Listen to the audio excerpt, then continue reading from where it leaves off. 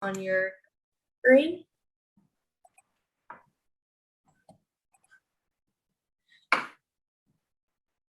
Okay. Thank you, Emma. There's many people joining. If you want to wait 1 minute, I have 4 in line.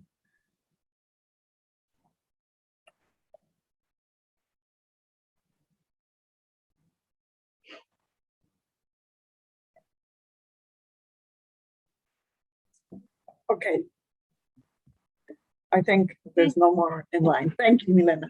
Okay, thank you. So good morning, everyone. I'm Milena Lance, Executive Director for Maternal and Child Health Consortium. And on behalf of the Building Bridges Coalition, we want to welcome all of you. Thank you for taking the time to sit in this summit. We think that this will be very productive for all of you and for what we do to support our community. About 6 months ago, Maribel reached out to Cecilia and I because there was an immediate need within the community, particularly in Southern Chester County, about the specific particular population and some of the needs that were starting at the time.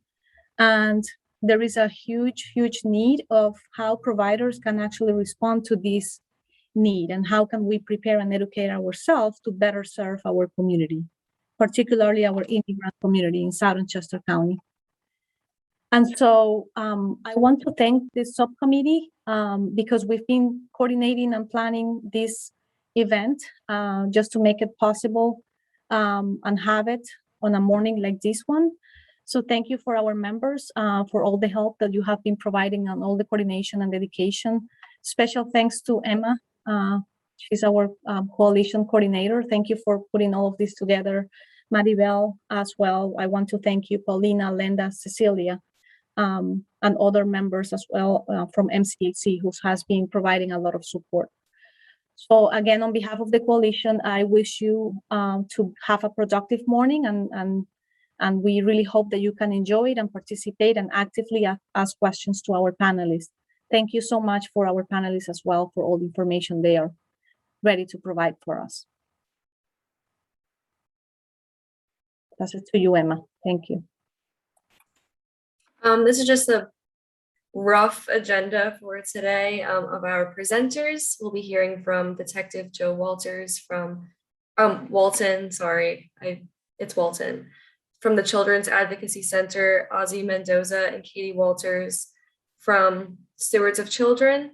And we will also be hearing from Karen Coons from Children, Youth and Families, Kristen Zaccarelli from the Crime Victim Center, and the Assistant District Attorney will be in the last 30 minutes to answer questions pertaining to the District Attorney's office. We also wanted to let you know that we will have a series of 3 workshops after our summit, and the first will be on November 9th.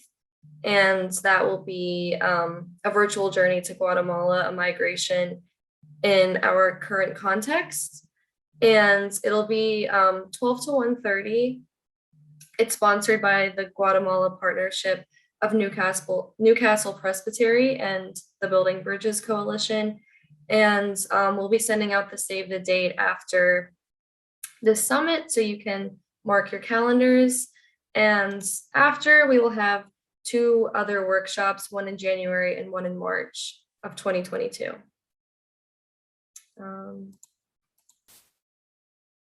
So without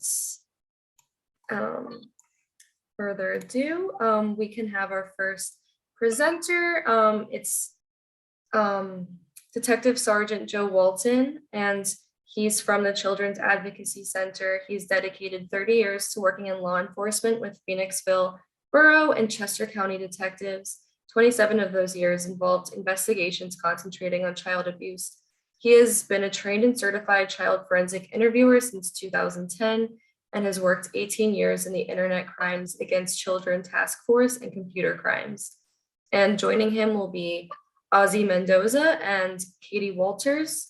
Ozzie Mendoza works for the Chester County Detectives as a forensic Spanish or a forensic interviewer and Spanish translator. She's also certified to facilitate Spanish stewards of children trainings and works with Katie Walters to connect with Spanish-speaking communities across our county. Katie Walters serves as the county coordinator for the Stewards of Children training program, which is part of a grant-funded initiative from Penn State University known as the Safe and Healthy Communities Initiative.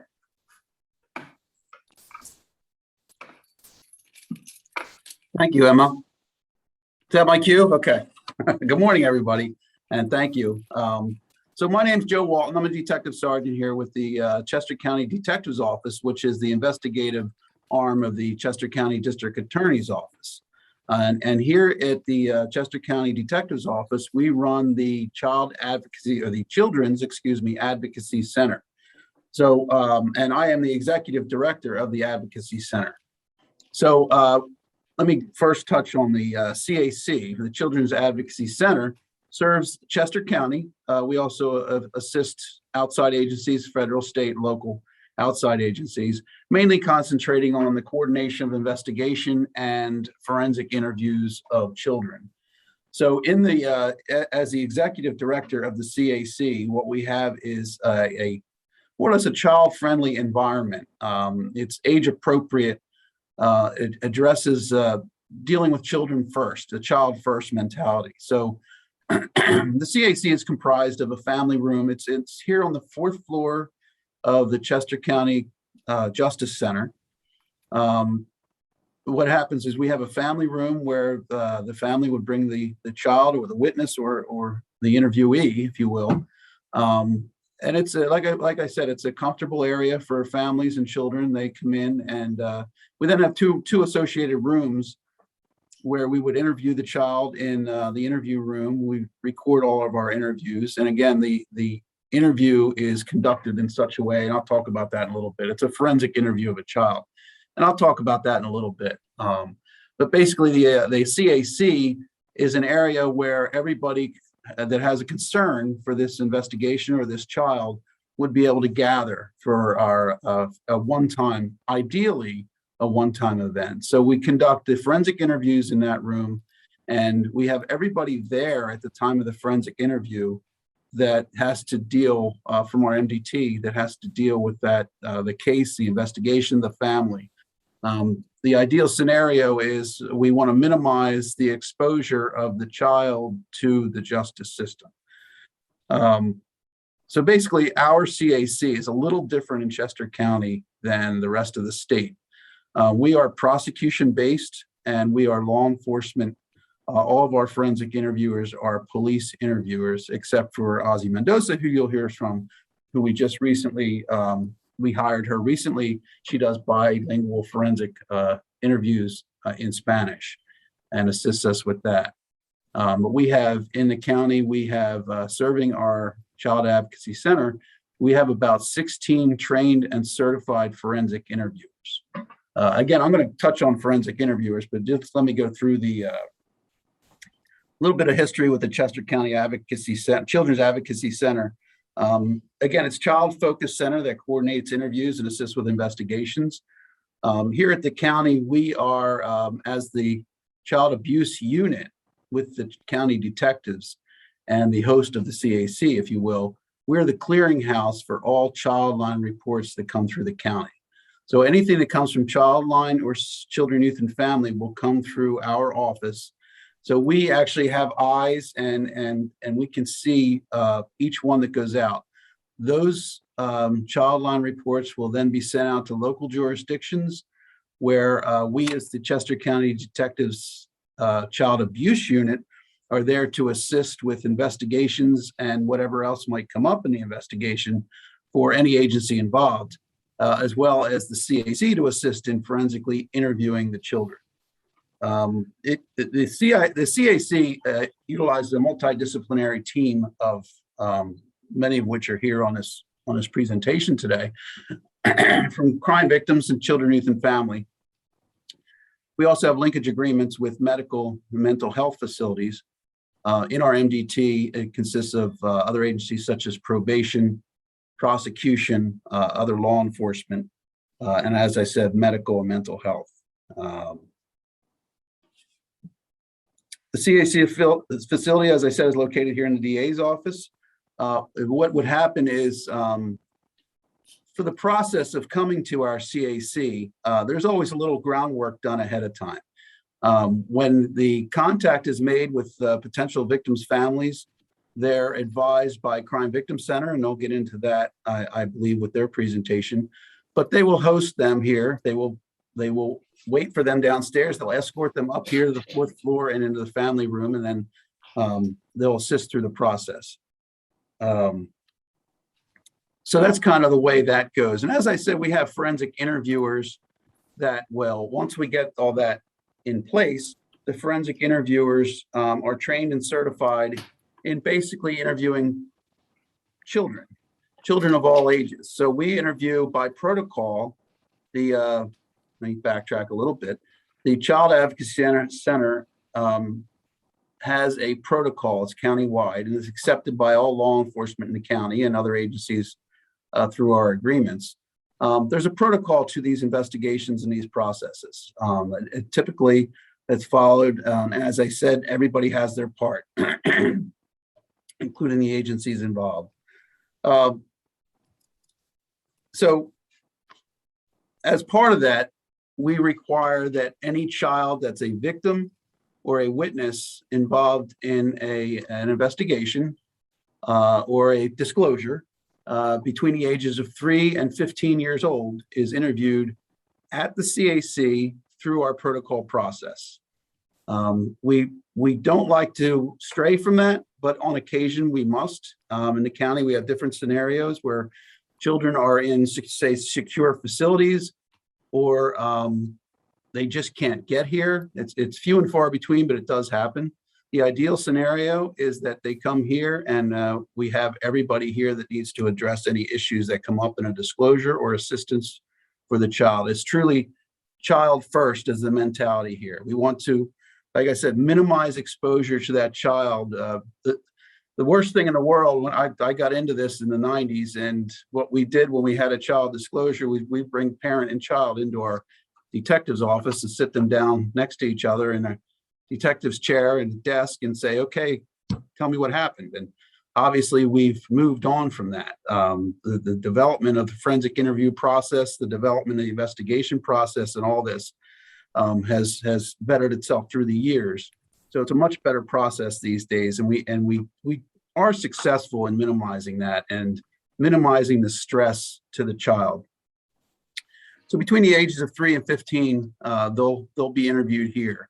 And as I said, if it's a local investigation involving local police, they'll be here with them. Children, Youth, and Family will be here to observe the interview. The interview is conducted by, as I said, a trained forensic interviewer. We have 16 or 17 now trained in the county from the state police, local jurisdictions, and here at our office, we have 8 or 9. We have 4 Spanish-speaking forensic interviewers, trained forensic interviewers. So we can pretty much take care of anything that comes in the door. Anybody that needs anything, we can deal with here. Basically, I have my cheat sheet for a forensic interview is a neutral fact-finding interview conducted within a child-friendly setting, as I've described. It's developmentally sensitive by a trained forensic interviewer. So we have also done forensic interviewers for the community, forensic interviews for a developmentally slow adult, an adult with developmental issues. We've had come in to our Child Advocacy Center just because it's an atmosphere that's comfortable, and we try and make that interview process as comfortable as possible. And that's the main thing with forensic interviews. The goal of a forensic interview is to minimize the stress to the child, and we like to maximize the amount of information we get from an interview. In my eyes, as a law enforcement officer for 30 plus years, there's several ways of doing forensic interviews. The more information, the more factual information you get, the better chance where there's a valid disclosure you have of pursuing a investigation that results in a good outcome. And that's what we strive for at the DA's office and here in our detectives unit. With that, we always make it a point to discuss with the children and the family that there's no pressure on anybody to do anything in this process. What we do here is we give children an opportunity to disclose, and we reinforce that in the interview, prior to the interview with the parent. We reinforce the fact that when you come here to the CAC, it's your opportunity to disclose. Some children, and again, children between the ages of 3 and up, sometimes 16, 17, they're interviewed here. Sometimes they're not ready. Sometimes they're not ready because they don't know how. Sometimes they're not ready because they just don't want to. But we don't pressure anybody. We give them an opportunity to disclose, and then we discuss options after that. So that's the forensic interview process. And the whole thing maintains the integrity of the investigative process. So ideally, at that point, after the disclosure is made, a child is interviewed. We are also here in the Chester County Detective's Office to assist all law enforcement. And we have trained, seasoned investigators as well as forensic interviewers that can assist in any type of investigation. And usually we will either push ourselves on the local law enforcement or assist in whatever needs they have in an investigation. In the hopes of, where there's investigation, where there's a bad guy out there or a bad person, we want to prosecute where we can. So we would assist local law enforcement, or sometimes we keep the investigation ourselves, and we'll pursue that. And, whatever needs to be done in those investigations, we have, my unit here is 3 detectives and myself. Plus we have a lot of support in the main office as far as major crimes and everything. So we can support any type of investigation we get, and we have the manpower to do that. So typically we will assist local law enforcement or local jurisdictions that don't necessarily have the manpower or the full-time investigator to put the resources into these type of investigations. So we kind of are at the pulse of things here at the county, and we kind of make sure that these reports are followed up on, and there's a positive result in every case that we can. With that, let me see if there's anything else. You're going to hear from Ozzy and Katie as far as our stewards of children. They'll tell you all about that. But we try and tie all of these things together.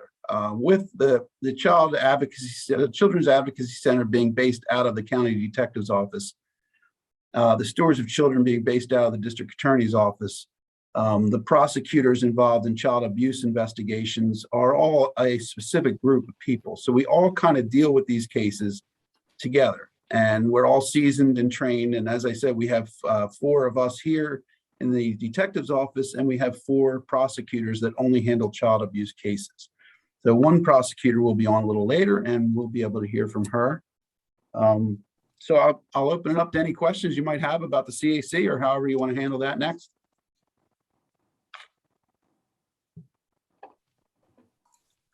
Anyone can write their questions in the chat, and we can read them aloud and ask Detective Sergeant. So if anyone has a question, just write it in the chat.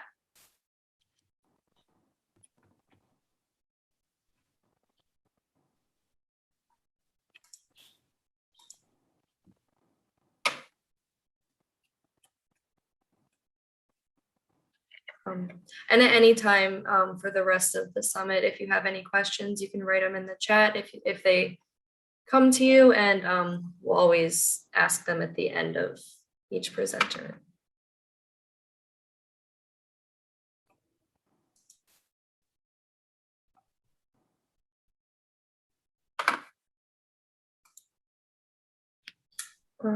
Okay, so we have one question.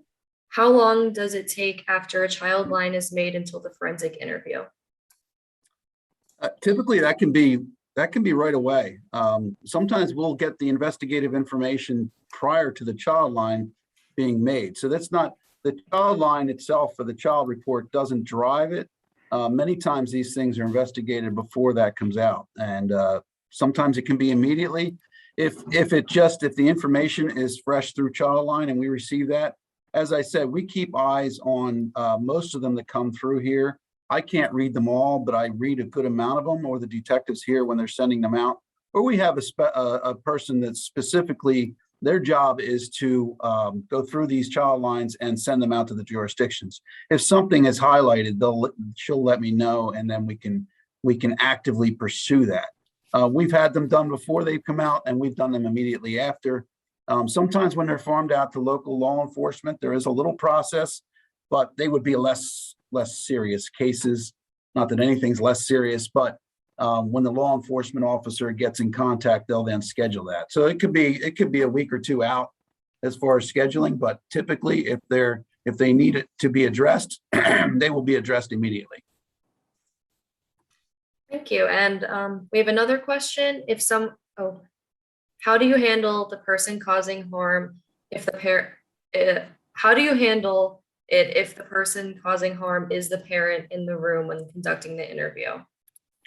Well, part of our protocol is we don't allow the alleged perpetrator in any case to come into the Justice Center at all.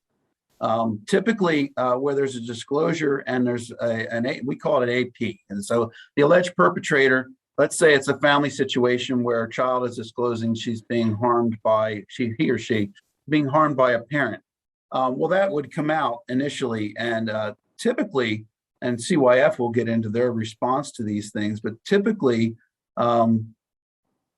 there's some kind of safety plan made right away to separate these individuals.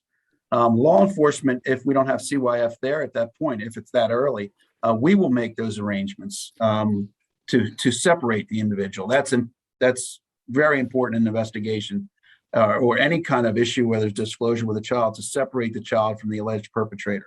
And we don't allow, by protocol, we don't not allow the alleged perpetrator to be in the building. Thank you.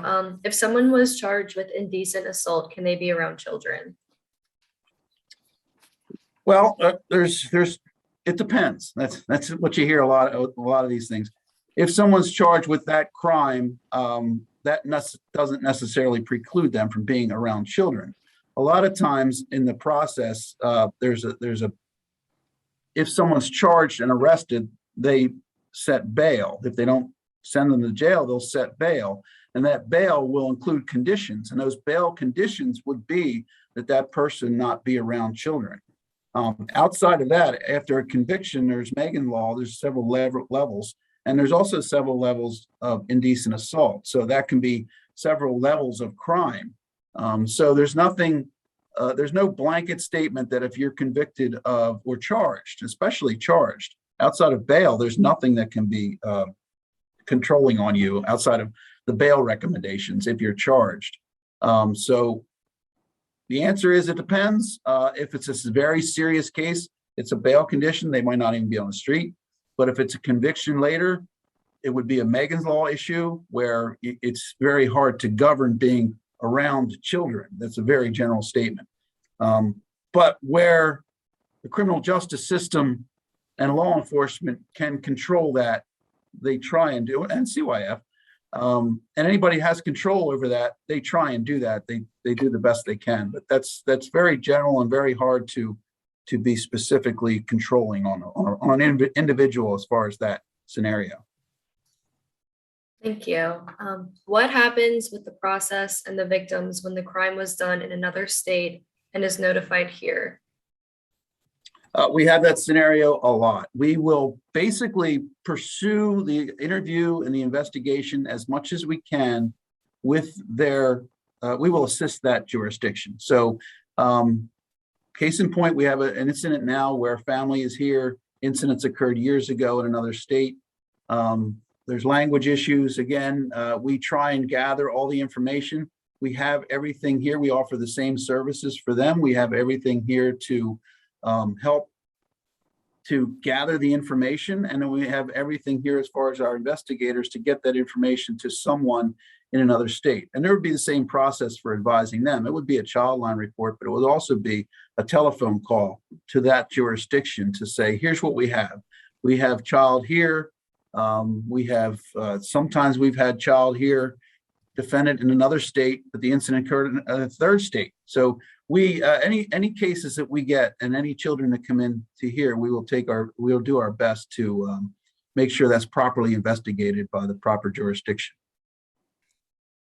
Great. And we have two more questions. The first is, can you identify any trends or commonalities specific to childline calls made in reference to children from Guatemala?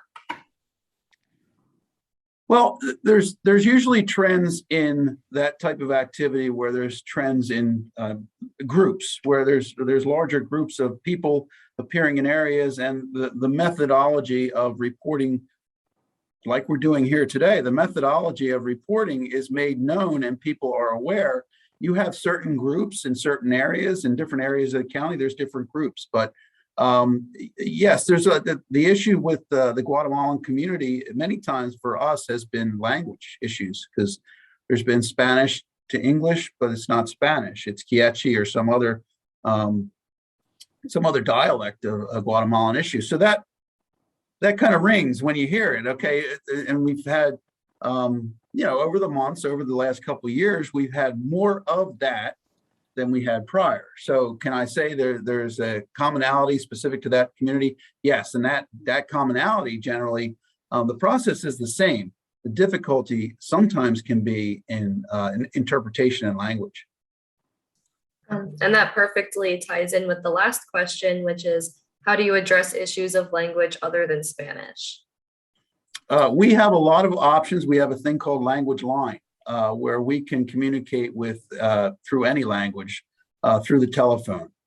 We can get interpreters between the Pennsylvania State Police and other agencies. We can get interpreters for most, you can't even say common languages, but everything's, if we see it, we try it, we have to accomplish it. So I can't even say try. We have to communicate. So we will communicate where we need to in some manner. Speaking of the Guatemalan, the dialect issue, we had an incident where we had a Spanish-speaking forensic interviewer in the forensic interview in the room. We have a flat panel smartboard, we call it, and we were able to access a company that was able to translate the Spanish into, in that case, the dialect that we needed for that interview. So we made it happen. But sometimes you have to think outside the box to make those things happen.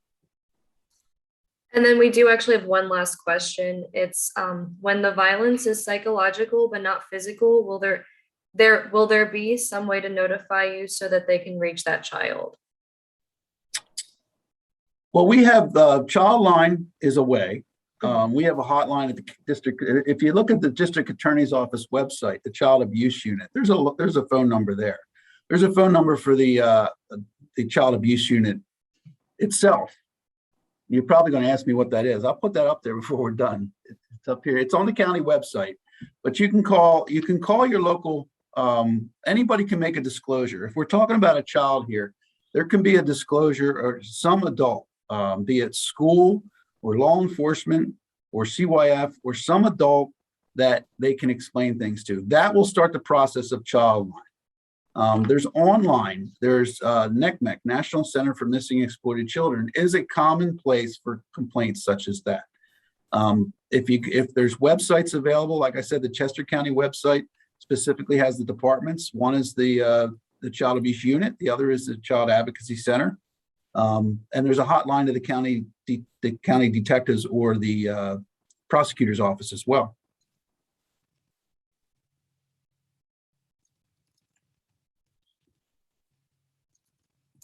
Sorry, I was muted. This will have to probably be the last question for this panelist, but the last one is, many families are scared to look for help because of their immigration status. How do you handle situations with families without immigration papers? We don't know that. We have no idea what their immigration status is, nor do we care. We serve the families in Chester County, and there's no process. In the process, as I described, our CAC process, our investigative process, our disclosure process, our child line report process, there's no questions about immigration. We investigate disclosures and we help who we can. It doesn't affect anything as far as a law enforcement investigation. It doesn't affect anything that in my 30 years as a police officer, Uh, Try to turn that off. The question's never been asked in an investigation. And that is, it's something to get out to people that when we receive information indicating someone's been a victim of something, we don't say, what's your immigration status? That does not happen. And through that process, nobody in the investigative process would have a reason to ask a victim of a crime, what's your immigration status, or their family. So it's not an issue. It's not an issue here. It's not something that comes up in our investigations. Great, thank you so much. That was really informative and a lot of really great. Oh, we have one more question. This we probably will have to move on to the next to the Ozzy and Katie after this, but are there options for children to be interviewed in places other than the Justice Center where, similar to the point just made, people may be reluctant to go to because it is also a courthouse? And I understand that. And one thing we can be is flexible. I mean, we have protocols, we have ways of doing things that are important to our processes, but the most important thing is to provide the service, the investigative service, get the disclosure, get the information. We have gone elsewhere to do interviews in the past to get the information. There's also a minimal facts interview process that's always done outside of the CAC, which is just minimal fact. It's just that. But as far as a forensic interview, getting that process done, if we need to adjust, we need to be flexible. Certainly, we've been flexible and we could be flexible. Great, thank you so much, Joe. That was really informative and really great. Thank you. Yeah, so next we can hear from Ozzy Mendoza and Katie Walters, and they are from Stewards of Children. So whenever you guys are ready. I also know that you have PowerPoint, so I'll bring that up right now.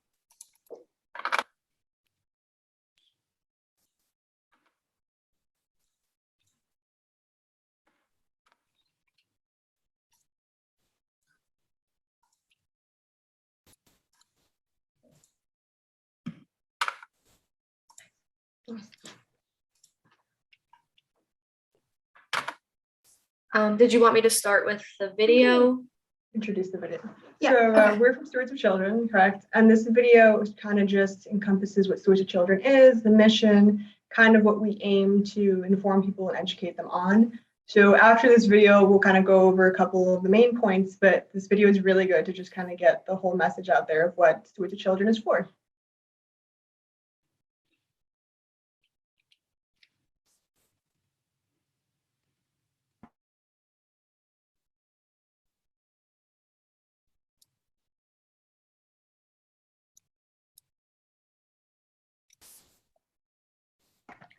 I don't think the sound's working. The sound. Yeah. Yeah.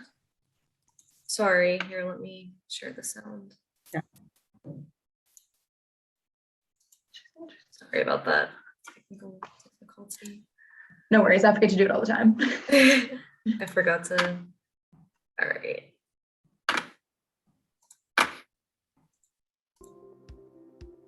Can you hear that now? Child sexual abuse Yeah. can affect any child in any family. It does not discriminate. It occurs in our close-knit communities, within families, and inside organizations. 1 in 10 children will experience sexual abuse before their 18th birthday. 90% of child victims know their abuser. 30% are abused by family members. Children who endure sexual abuse suffer its consequences throughout their childhoods and into their adult lives. Some of the long-term impacts include PTSD and depression, poor performance in school, high rates of teen pregnancy, relationship and intimacy issues, substance abuse, and even physical health problems.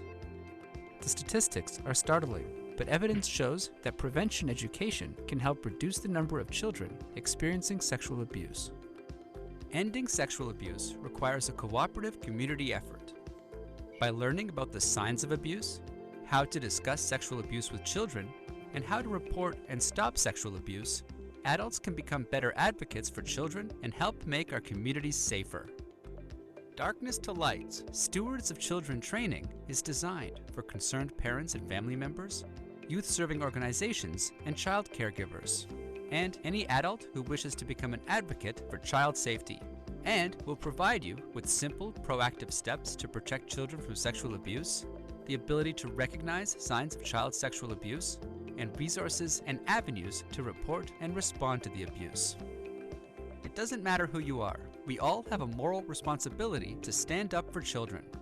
By educating ourselves about child sexual abuse, our communities can better protect our kids.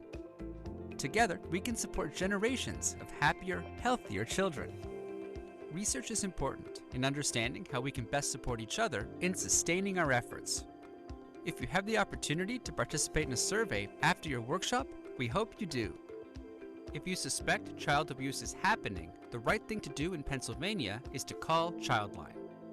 Find a workshop or free online training for your county here.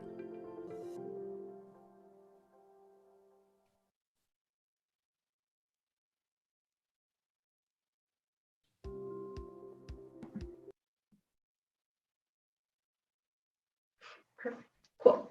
Yeah, so as the video mentions, Stewards of Children is a 2-hour-long training that's focused on teaching adults, any adults, how to recognize, respond to, and report child sexual abuse. Here in Chester County, we offer 4 monthly trainings that are open to the public. So each month we try to offer them at different times throughout the day.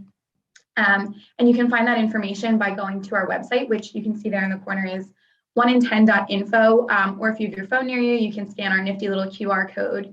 On that website too, you can also find information about the self-paced training that you can take if none of our public training times work for you, or if you work for or are part of a group or an organization who you think that this training would be a great fit for, you can find information on how to schedule a private training, because that's another option we have available.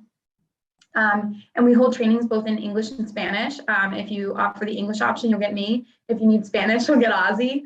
And here now with the pandemic, we're offering options both via live webinar, or we can come out in person.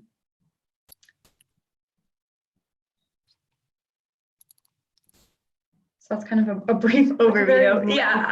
Very brief overview. I don't know if anybody has questions. I think it's a great training program. Like Emma mentioned in the intro, it's part of a grant-funded study at Penn State that's investigating a comprehensive community approach to preventing child sexual abuse. So there's a lot of great work being done there too, that this is a part of.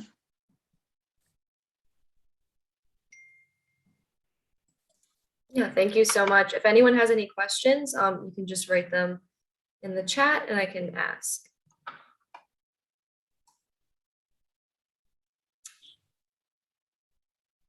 And I actually took the Stewards of Children training and I thought it was really, really informative and interesting. That's great. Yeah, I'm happy to hear that. Yeah. Information. Oh, and we have a question. Do you have any information as to how many agencies have taken advantage of this training? Mm-hmm. Off the top of my head, I don't know the exact number, but I do know here in Chester County, we've educated almost 6,000 adults, which is really great. And our overall goal is to get to 5% of the community here. So Darkness Light is the organization that has researched and created Stewards of Children. And they say that kind of the magic number for change in the community is 5%. So that's what we're aiming for. Like I said, I don't know the exact number of how many specific agencies, but we're up to about 6,000 adults here in Chester County.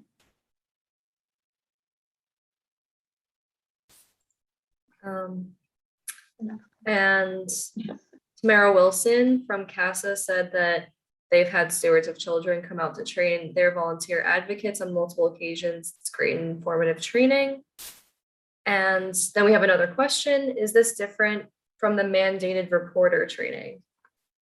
Yes, this is different from the mandated reporter training. At the end of the Stewards of Children training, it kind of brushes on mandated reporting and how you go about that and resources to report it, but it also encompasses like recognizing it and reacting to it. So it has more of a child component so that you are aware of what to look for in a child, how you would talk to them, how you should act when talking to them. And then at the end, it talks about how to report So it encompasses a little bit more than just the mandated reporter training. It's a bit different.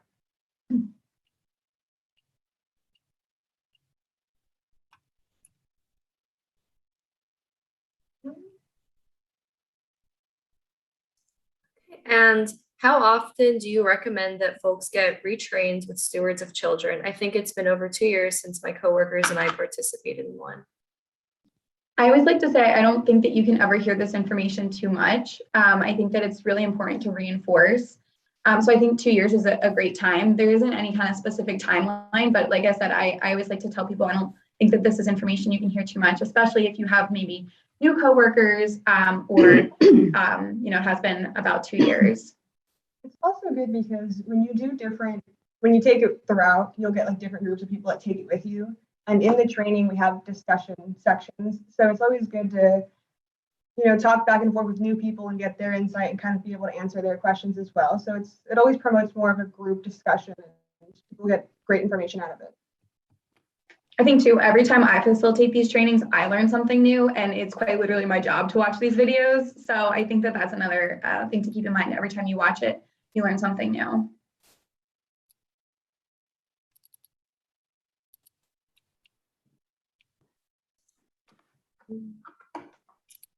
Okay, let's see. I think that might be all the questions. Thank you so much for taking the time to present.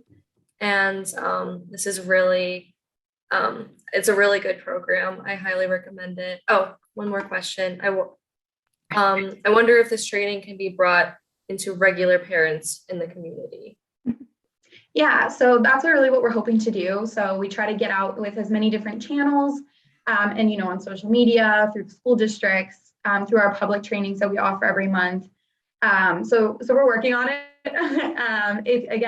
It's a great thing. The more people who know about it, the more people we have come sign up. So I think too, part of our ask can be just share this information. Like the video says, this is really a great training for any adult in the community who wants to be an advocate for children, which should be all of us. So we're definitely working to bring it to regular parents throughout the community. It's just all about getting people to commit to the time. It is a bit of a big ask, but one of the most amazing things to me has been throughout this position is the number of people who at the end of the training are like, wow, that was such a valuable use of 2 hours of my time. Like, I'm so glad I sat down to take this training.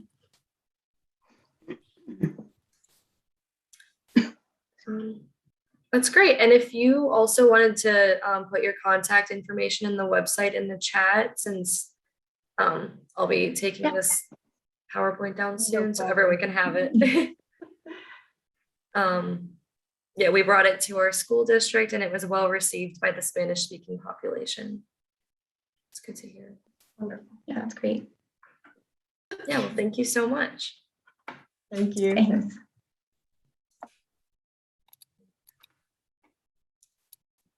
So,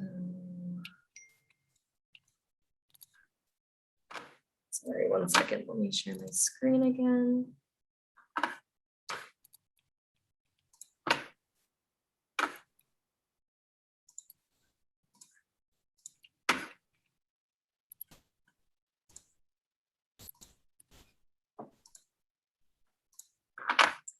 Okay, and our next panelist is Karen Coons from Children, Youth, and Families, and she has been employed with Chester County Department of Children, Youth, and Families for 30 years. All of those years have been in the intake unit. At the start of her career, she began as an intake caseworker, and Karen is currently the intake administrator, where she oversees the entire intake unit. So whenever you're ready. Okay, thank you. Good morning, everybody. I'm glad to be here this morning because I think this is a very important meeting that we're having. So I just wanted to say that for starters. And as you just mentioned, I've been here with the agency, Children, Youth, and Families, about 30 years. So I know when Joe just spoke, he pretty much is, I think he and I grew up together almost, because I remember in my early days, working jointly as when I was a caseworker, working cases with him when he was either a detective or a police officer at Phoenixville. So Joe and I think, have followed a very similar path. So anyway, so I just want to present in general terms an overview of Department of Children, Youth, and Families, and then I will hone in to the specifics of the role of the intake department. As was stated, I oversee the intake department, and the intake department is the front door to the agency. So we receive all cases that are reported to Childline, come find their way to our agency through our access department. And from there, our intake caseworkers are responsible for going out and investigating the reports that come through. But in general terms, for those of you that aren't familiar, Children, Youth, and Families is pretty much broken down into the intake department, which is the unit who, as I just stated, receives all the calls, processes all the referrals that come in, make determinations on whether or not cases warrant investigation or further assessment. We also have our in-home services department. If after intake goes out and conducts their assessments or investigations, we then make decisions on, there of course are many situations where a family is in need of ongoing intervention due to some issues that we might identify or areas that a family might need assistance with or supports. So when we do identify through the intake department that a family is in need of ongoing intervention, we transfer that case to our ongoing in-home services, and that unit is responsible to provide ongoing services to families when needed. A subsection of the in-home services department is our intensive brief services unit, and that unit typically handles the higher risk situations with younger children, typically from ages 5 or younger. The intensive brief services unit also handles all of the drug affected babies, babies born positive. Those cases go directly to our intensive brief services for ongoing intervention. And as well, they handle any other situation where there are young children in the family and the risk is elevated. Our intensive services are out there typically several times a week working with the family when that is the case. And the other, I don't want to say the last unit, but the third unit of our agency is the placement department. Placement department, basically when situations warrant children needing to be removed from their home and placed into care, whether it be foster care or kinship care or residential care. The placement department is responsible for the ongoing case management of those situations. As I said, when children need to be removed from the home. So our placement department, works with the child or teen in placement, works with the families, and ultimately it's the goal of the placement department to hopefully reunify children with family when appropriate. So they work towards permanency, whether it be reuniting with the family, or if not, coming up with a permanent plan for a child in placement. So in a nutshell, those are the 3 different departments within our agency. And again, honing in on intake. So basically, as I just mentioned, we receive our referrals from any number. Most of the referrals come from schools, but anybody can make a report to Childline regarding the welfare of a child. So reports are made. We conduct child abuse investigations. When there's an allegation of child abuse, we of course investigate those Child Protective Services reports. And separate than that, we also receive referrals of more general concerns. We receive which they're called General Protective Services reports. So those are the reports that come in that there's not necessarily a child abuse allegation, but rather we receive reports of neglect of children being unsupervised, parents with addiction issues, which are impacting the care of the children, truancy calls, reports of environmental concerns that children are living in, out of control teenagers. That's a big concern. We receive a number of reports of that nature. Parent-child conflict reports. So basically, we investigate abuse allegations as well as conduct assessments for any of the other general reports that come in. It's our job to go out and with every call that is passed on for assessment or investigation that are handled by our intake caseworkers, it's a requirement that we have to make a visit to the family home and assess the safety of the children in the home. So there's always a home visit that's required.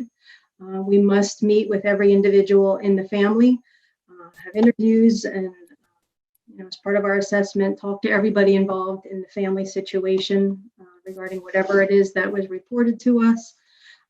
We gather reports. We request families to sign releases so that we can confirm children are attending school. We can request we many times with pretty much every assessment request confirmation that children are being seen medically as needed. So it's a very comprehensive assessment or investigation that we do. With the child abuse reports, of course, we work jointly with the Child Advocacy Center, Joe and his team. We work, our goal is to work jointly with them, again, because we don't want children to have to undergo more than one interview when an allegation comes up. So I know there's a lot of collaboration with our department and the detectives with the goal to get our investigations done jointly. So what else am I missing? So basically after we conduct our investigations or assessments, we then, as I said earlier, we make decisions on what do we do next with the family. Either many of the assessments we receive, I would say 7 out of 10 of them, we don't have any role at all. We might make referrals, for community resources for families. We have some diversionary services that we can plug in for families. So I think there might be a misconception as to when we remain involved in families and when we don't. But I would say from my many years of experience here, probably 7 out of 10 cases that we go out and assess or investigate, we end up, which is okay with us, walking away from that because we know we either are linking them up to services in the community, or perhaps the referral concerns were such that it just was not anything that significant that warranted any further intervention. So those situations where we feel a family is in need, there are issues, as I stated earlier, we would then pass those families on for an ongoing intervention through our in-home services. And at that point, the family might, many times we plug in parenting education programs. We have some other purchased programs, Diacon services, a number of programs, additional supportive services we plug in for families, in addition to an ongoing in-home caseworker working with the family. So let me see if I'm missing anything. Again, typically for mandated reporters, or if anyone on this call, the best way to make a report, our preference is that you call Childline directly. You certainly can call our agency directly, but our preference and our request is that Childline, the calls are made to Childline and then they see their way through us. So that's the reporting process, on how to make the reports that will see them, see their way to our agency. I want to speak to some of the questions that came up earlier after Joe had spoken. What are some of the trends that we're seeing with, and I'm honing in on the Guatemalan families. I can say certainly within the past few years, there has been absolutely an uptick in the number of referrals we are receiving with teens or families from Guatemala. We are doing our best to, because we of course have, it's the same process. We have to find an interpreter, someone to be able to communicate with these families. And quite honestly, it's been a struggle. At times, finding someone to be able to effectively communicate with these families. But I know we have absolutely seen an increasing number of referrals. Typically, from what I've seen, it's a majority of these cases are pregnant teenagers, obviously females that are pregnant and they're here with one parent, or they're here living with maybe both their parents aren't here, they're living in a with somebody else.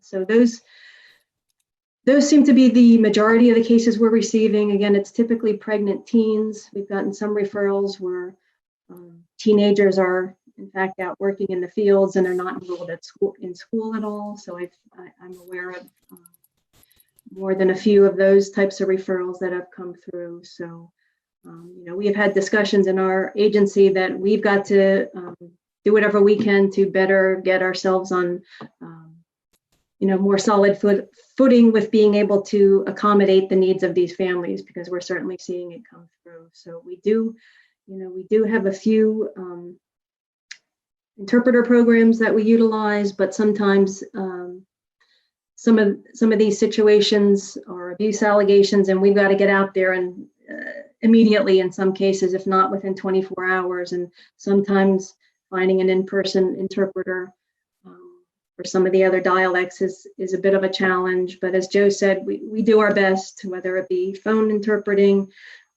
Again, our preference is to have someone in person to do that interpreting. So it's a challenge, and I'm going to be honest about that. So that's why I said I think it's great that this meeting's occurring. I'm hoping to walk away from this meeting with perhaps more ideas or information I can bring back to my agency on how we can better move forward with being able to meet the needs of these families or teens. So I wanted to speak to that. And the topic of the immigration status came up. We see that a lot with a lot of our assessments that we go out and do. Not necessarily abuse investigations, but any assessment that we go out, not only with Guatemalan families, Spanish-speaking families, many times still have that fear of, even with our involvement, that I think sometimes they're not as forthcoming with us. Just because of the fear that they have if they're undocumented and what's going to happen. So we absolutely, that is not a factor as far as we are concerned, but I understand that there still is that fear. So again, we do our best to work through that with families, because ultimately we have our job to do, and we do our best with the families to work through those issues as they come up. I don't know, I pretty much ran through a lot. If anybody has questions, I would be more than happy to try and answer them. Yeah, thank you so much. We do have a couple of questions in the chat. Okay. So one is, you mentioned connecting parents with parenting agencies. What are the names of those agencies? Maternal Child Health Consortium and New Life. We contract with both of those agencies to put, as what we call a purchase service. So we link families with those two agencies to be able to provide additional parenting services to families. Thank you. How do you determine if there has indeed been sexual abuse? Well, that's when we really rely on, the skills of our investigators. We, as I said earlier, we go out and we, when an allegation comes in, we of course do the forensic interview with the detectives. So we rely on information obtained through the process of the identified alleged victim. We also, as I said, we speak to everybody involved. We meet with the alleged perpetrator. We meet with the non-offending parent. So it's really, we almost work as the detectives do with gathering as much information as possible from conversations or interviews with everybody involved in a situation, gathering reports. And ultimately, in the end, we look at all of the information gathered, and it really boils down to, the credibility factor. And what is the child reporting? Does it make sense what they're reporting? Does it make sense with the alleged perpetrator is stating in response to what's being alleged. So it really boils down to gathering as much information as possible, looking at it all, always asking ourselves, would this child have any reason to make this stuff up? Is, you know, what I've been, for my 30 years of doing this, it really boils down to what motivation would a child have, you know, to make something up about somebody. If it didn't happen is always a big question in my mind. So it's just really relying on the detailed information that we gather.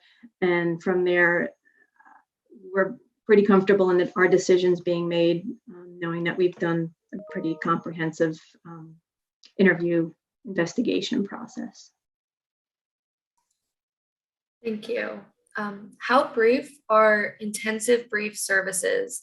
Is there a time limit or does it vary based on the family's needs? Well, typically the intensive brief services was set up to be a 3-month program, intensively for 3 months. So what I know happens from there is at least for 3 months, they remain involved. And at the end of that time limit, they relook at things. And in some situations, if the family situation still warrants an intensive service, they could certainly stay in. Doesn't mean that they have to walk away and they're done with the family. So they make decisions typically 3 months in. If this family still needs this level of service, they can certainly stay involved with the family. If not, many times what happens is from there, it's sort of a step down. They then transfer the family to our in-home, excuse me, our in-home services, which is a little less intensive. That's maybe once a month or maybe 2 times a month that they're going out and meeting and working with the families. And given the increased number of immigrants in Chester County, what type of training is given to staff on cultural sensitivity, particularly in the differences and similarities amongst Latino culture?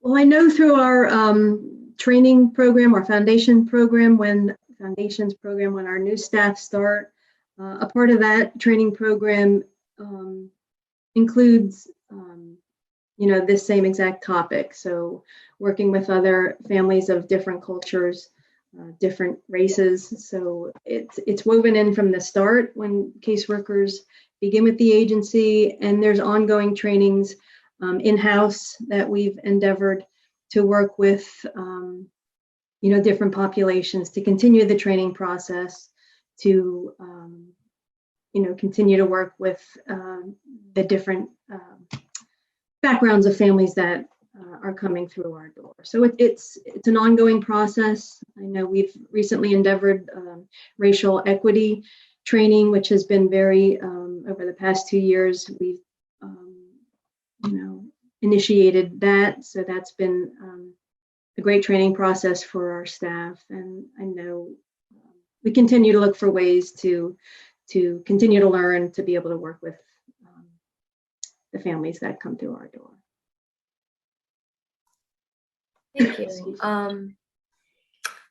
So another question is, does the intake unit have bilingual Spanish-speaking caseworkers who go out to investigate cases? Well, right now, we don't have any bilingual caseworker. We had one, but she left us and went to the juvenile probation department. So that's a struggle. We don't, there is a need. We do not have any bilingual caseworkers in the intake department.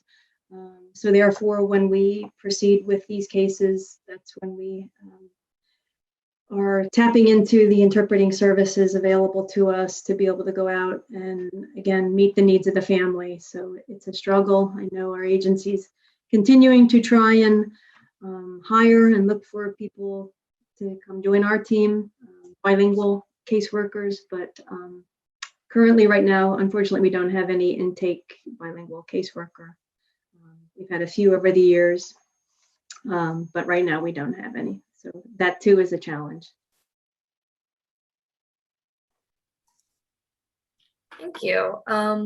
So it looks like those are all the questions so far. If anyone has any other questions, you can ask them now.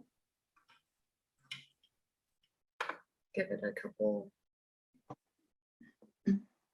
little bit and see if anybody asks.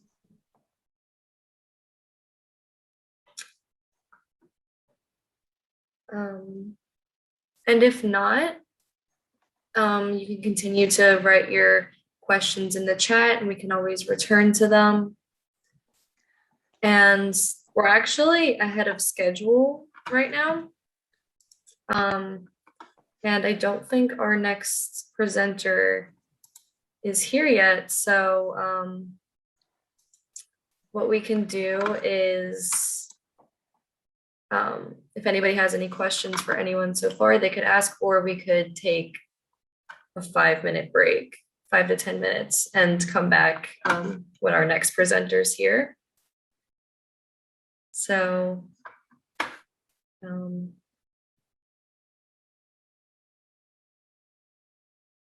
yeah, if nobody has any other questions, we can take a short break and meet back at in about 5 minutes, 5 to 10 minutes. 10:15? Yeah, let's say 10:15. Yes. Okay, thank you. Thank you.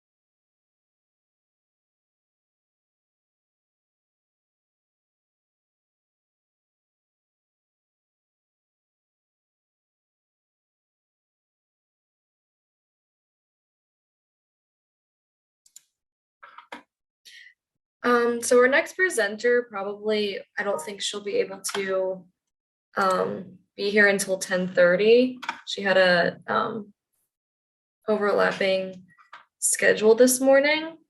So if anybody has any more questions, we can definitely discuss them, or just anything that you've been noticing with your own agencies that has to do with the Guatemalan population, or any other patterns you've noticed, anything at all. We can talk about that for a little bit before she joins us. I guess I would like to ask, are there any other, I'm just looking, does anyone have any other ideas of, or where we can find interpreters to accommodate? Are there maybe other programs or anything maybe I'm not familiar with specific to the Guatemalan and the different dialects that are spoken? Any other ideas of where we might find interpreters?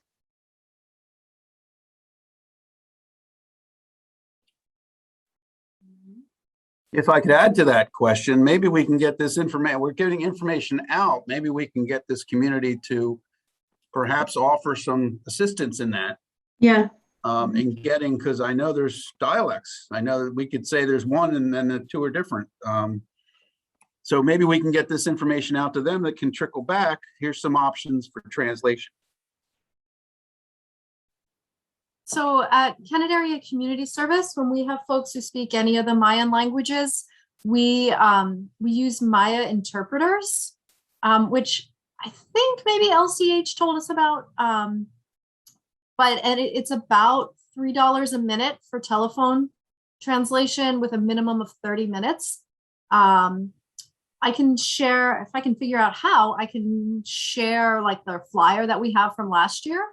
And that's worked out pretty well for us. I can't honestly tell you if they're translating to Spanish or English, because all of us are bilingual. So I think they're translating to Spanish in most cases, but I can certainly see if I can share that in the chat.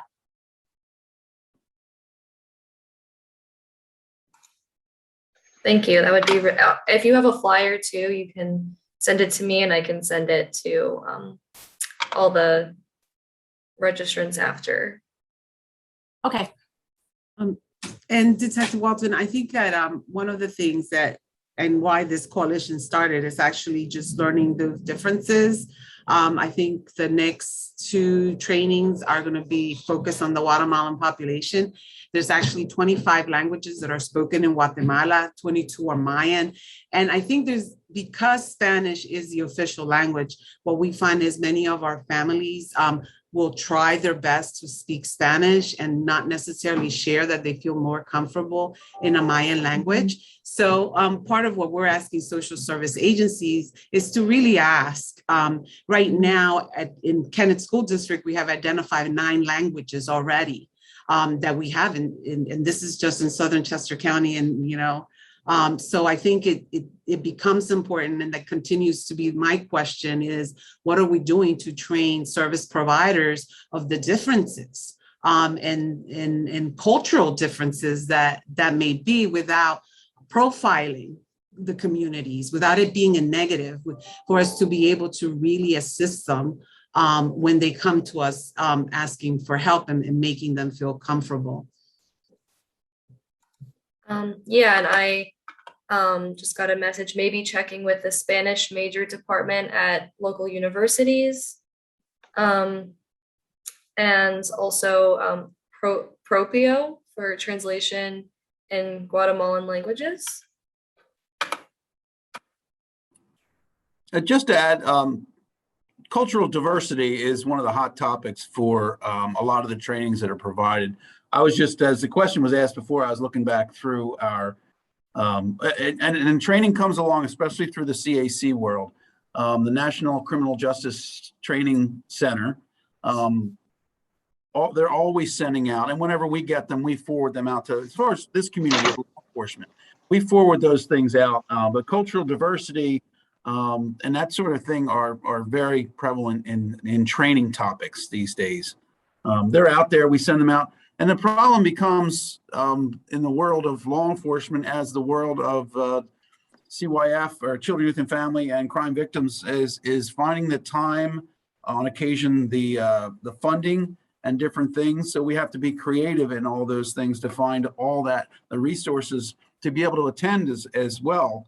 A lot of these I'm finding, thanks to COVID, we can say a lot of things have become virtual. So it's become a lot easier to attend things. So those options are more available today. And I'll say again, thanks to COVID, because everybody went virtual, including this. I mean, this might have been that much harder to do if we hadn't been able to go virtual, which everybody seemed to discover when we needed to. So those training opportunities are out there, and we get them out from, as soon as I get them, I send them out to everybody on our, we have an ICAC, Internet Crimes Against Children Task Force, as well as the CAC and the MDT. So we get that information out to everybody. Thank you so much. That's really good to get those resources out. And our next panelist actually just logged in, so we can move along. Let me pull up your slides really quick.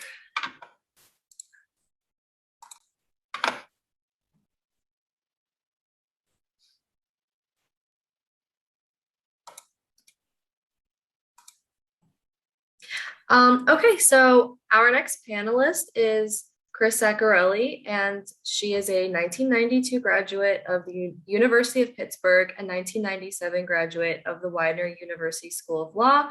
After a long career at Legal Aid of Southeastern PA, she took over as Chief Executive Officer at the Crime Victims Center of Chester County Incorporated in 2017. At Legal Aid of Southeastern PA, she began as a pro bono director and in legal services at LASP in 2002, entered into the private family law practice from 2006 to 2007, and returned to LASP in early 2008. And prior to her time with LASP, she was an assistant district attorney with the Chester County District Attorney's Office from 1997 to 2000. 2005, she was awarded the inaugural Civil Legal Services Award from PBA's Legal Services to the Poor Committee, and was recognized in 2005 by the Chester County Bar Association Board of Directors for her commitment and dedication to providing high quality legal representation to the citizens of Chester County. She's also a past president of Chester County Bar Association and has served as a delegate from Zone 9 in the PBA House of Delegates, and she also currently serves on the board of directors of the Southern Chester County Chamber of Commerce. So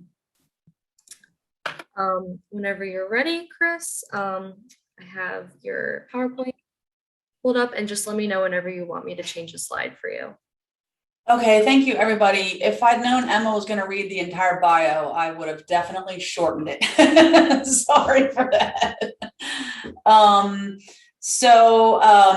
Thank you, everyone. And thank you, Emma, for giving us the opportunity to talk to everyone today. We always love opportunities to talk about our services and, more importantly, how folks access our services here at CDC. So as you can see, this first slide that we have up is our mission. All of our services are completely free, and all of our services are completely confidential. And all of our services are, regardless of whether you have contacted the police or not, our counseling and our direct services. Next slide. So our building is located in the borough of Westchester, and we are in half of a very large 3-story twin building. And so half of our house, which is why this slide is titled as such, is our direct services department. They are on our 3rd floor. And they provide 24/7 response to victims in the community through our hotlines. We have 2 hotlines that operate 24/7, 365 days a year, where you can reach an advocate at any of those times. During non-business hours, it is staffed by an answering service. So our advocate will give you a call back within 15 minutes. During business hours, it's staffed by our advocates here in the office. We are on a hybrid model. We have moved permanently to a hybrid model. So some of our team is in the office to respond to needs in the community. And then about half of our team works from home, and that schedule flip-flops every other day, so that half of us are here and half of us are at home. What the hotline gets you access to is our advocates, and our advocates can help folks navigate through the criminal justice system, including the adult system, the juvenile system, which is very different, and as Joe mentioned, the child abuse systems. We have one advocate in the adult probation department to help with restitution issues through adult probation. We have two advocates that their offices are in the juvenile probation department to deal with victims of juvenile offenders. For those that know the system, the juvenile system is very, very different from the adult system. The juvenile system is really about rehabilitation, not rehabilitation, that's not the word they use, restorative justice. Where they're really trying to keep the kids in the community and give them the tools that they need to not make the mistakes that led them to charges being filed against them. So it's very, very difficult. It's very different from the adult system in the aims. So it can also be very, very difficult for victims to navigate through that system because it's a different mindset than the adult system. So if they're used to watching Law and Order on television and they're thinking those are going to be the outcomes and the consequences for somebody as a juvenile who has committed a crime, it's going to be very, very different in reality. And so our juvenile, the advocates in the juvenile court system face different challenges than the advocates that focus primarily on the adult system.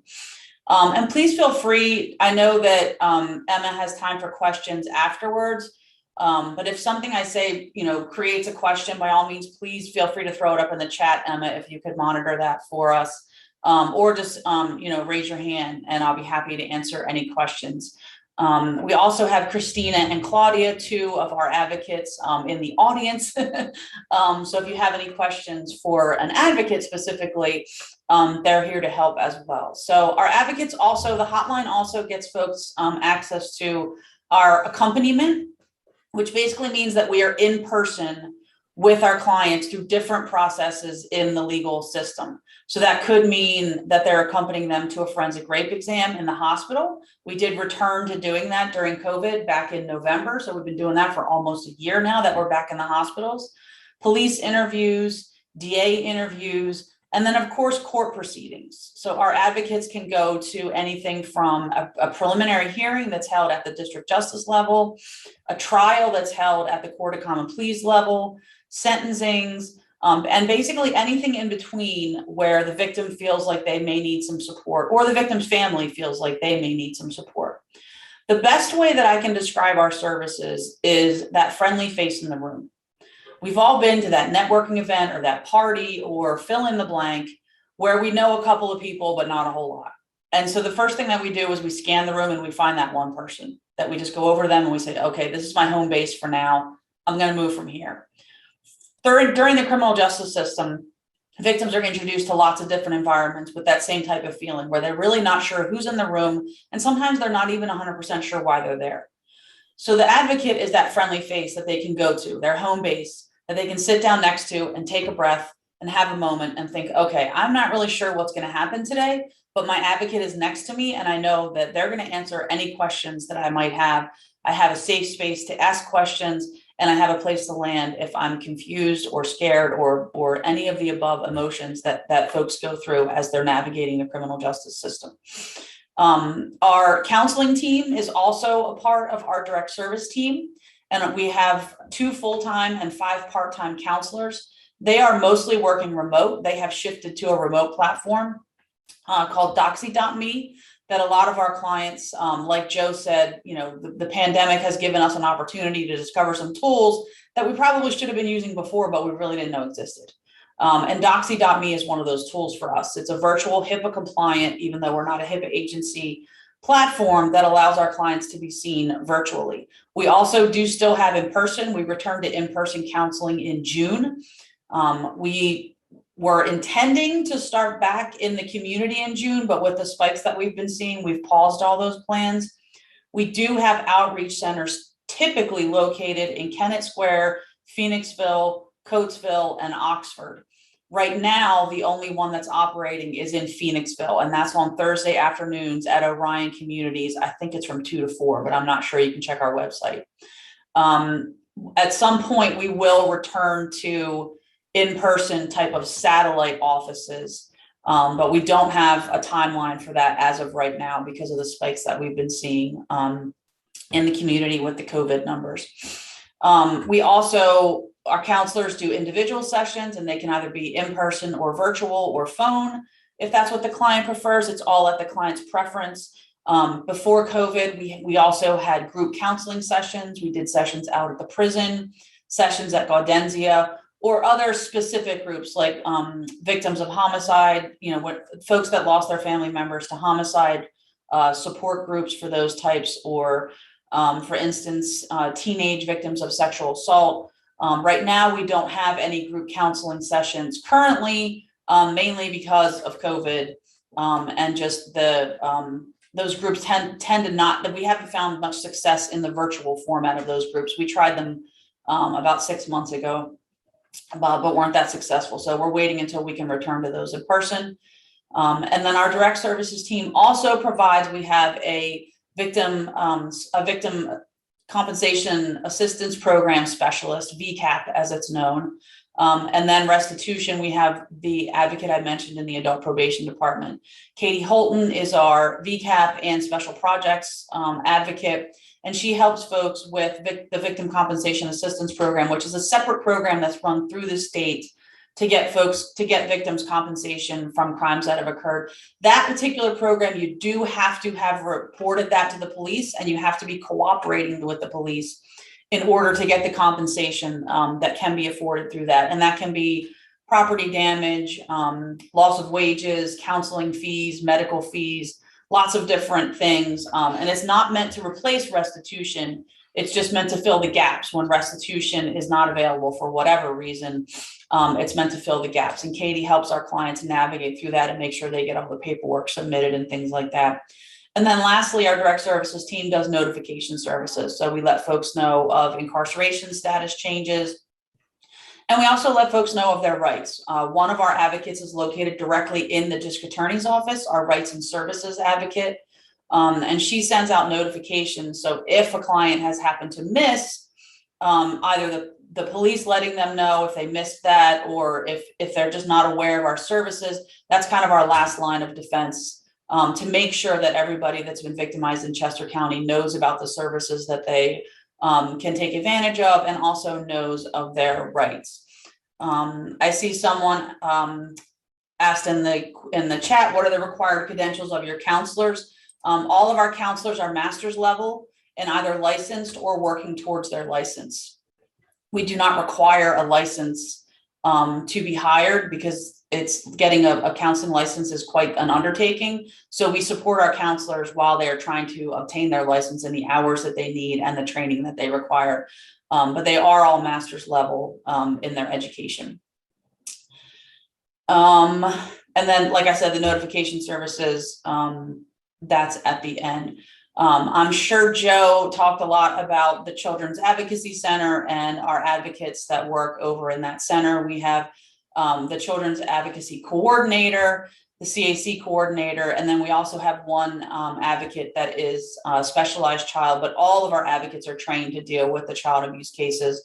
So if you have any questions about our role in the Children's Advocacy Center, please feel free to ask those. We also have an elder specialist advocate who, once it's safe again, will return. She has an office in the Department of Aging, where she goes once a week to meet with elder clients. And her focus is really reaching out to the elderly population in Chester County to make sure that they are aware of our services, specifically as it relates to them, especially with scams and elder abuse and those types of things. Our direct service team is also involved in lots of coalitions throughout the county to work on partnerships, such as the Chester County ACEs Coalition, the Chester County Elder Abuse Task Force, CJAB, which is the Criminal Justice Advisory Board, the multidisciplinary team of the CAC, and lots of other different groups that we as a team participate in to make sure that everybody is aware of our services. One of the unique things about our direct services is they are all free. That's not unique because most nonprofit services are free. But we don't have income guidelines. We don't even ask for income when we're doing an intake for a client. It's a self-report as a victim, so they don't have to have called the police if they are seeking counseling services or any other type of advocacy services, unless it's the VCAP that I mentioned. We will sometimes ask for income if we are referring to some of our community partners, like a lot of you on this call right now, to make sure that we're not sending them somewhere that you're going to have to tell them no because of their income. But our services are not income-based, and that it's not something we collect in the course of regular business for the majority of our clients. That kind of sums up our direct services team. Are there any questions before I move on to the prevention side of what we do?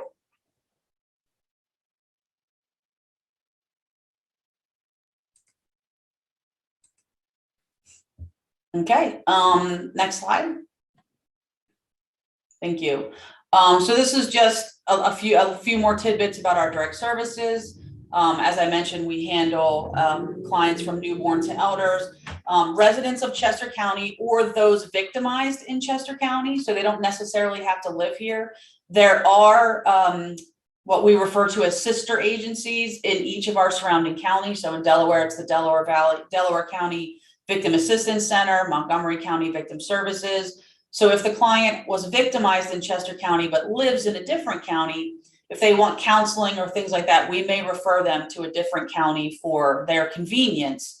But if the court case is here, our advocates would provide the court accompaniment. We do not provide court accompaniment in other counties. We only provide court accompaniment in Chester County.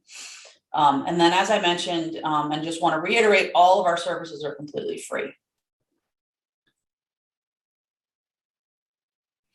And then lastly, this is just how to access our direct services. We have two 24/7 hotlines. As I mentioned, those hotlines operate all the time, every day, all day. We do have two different hotlines because of our funding streams.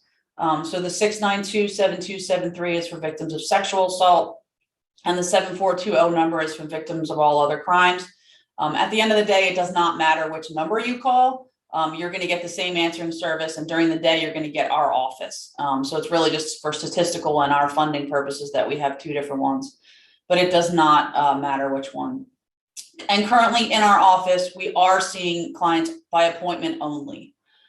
So out in the community or in our office, we are by appointment only. I don't anticipate that will change before the end of the year.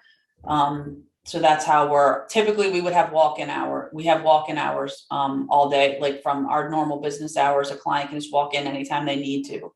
But right now that's by appointment only.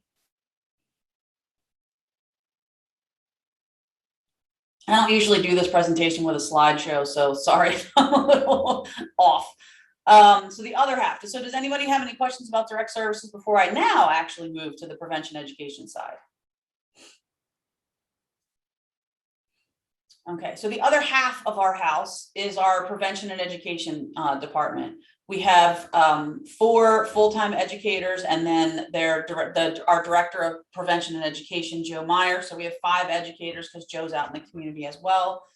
And they present prevention and awareness programming to students, administrators, faculty, and parents in some form in every school district in Chester County. We have a stronger presence in some districts than others, but we are in each district in some fashion.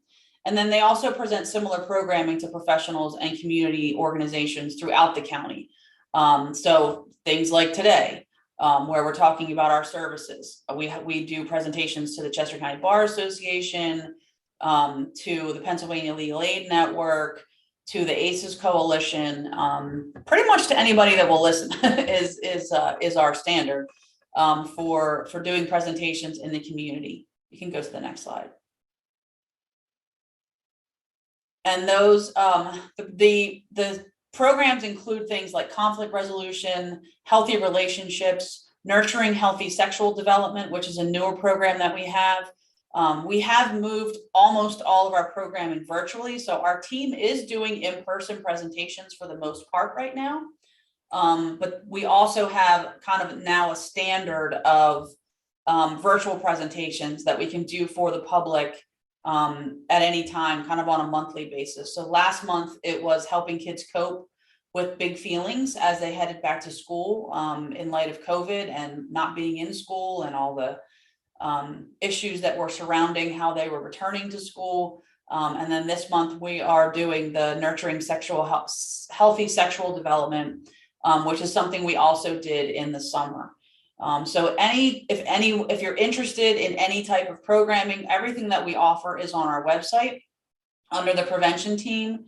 And if there's something not on there that you'd like to talk about, we do a lot of presentations on being trauma-informed advocacy, and a trauma-informed agency. So if there's anything that kind of relates to crime and prevention of sexual violence and crime that you don't see on our website, but you're interested in seeing, by all means, please reach out to us. We may have it and it's not on the website, or we may be able to develop it. We also provide mandated reporter training to a lot of the school districts and a lot of the agencies. So if your agency is one of those that is a mandated reporter, our team can provide that training for you. If you're a nonprofit, it's definitely at no cost.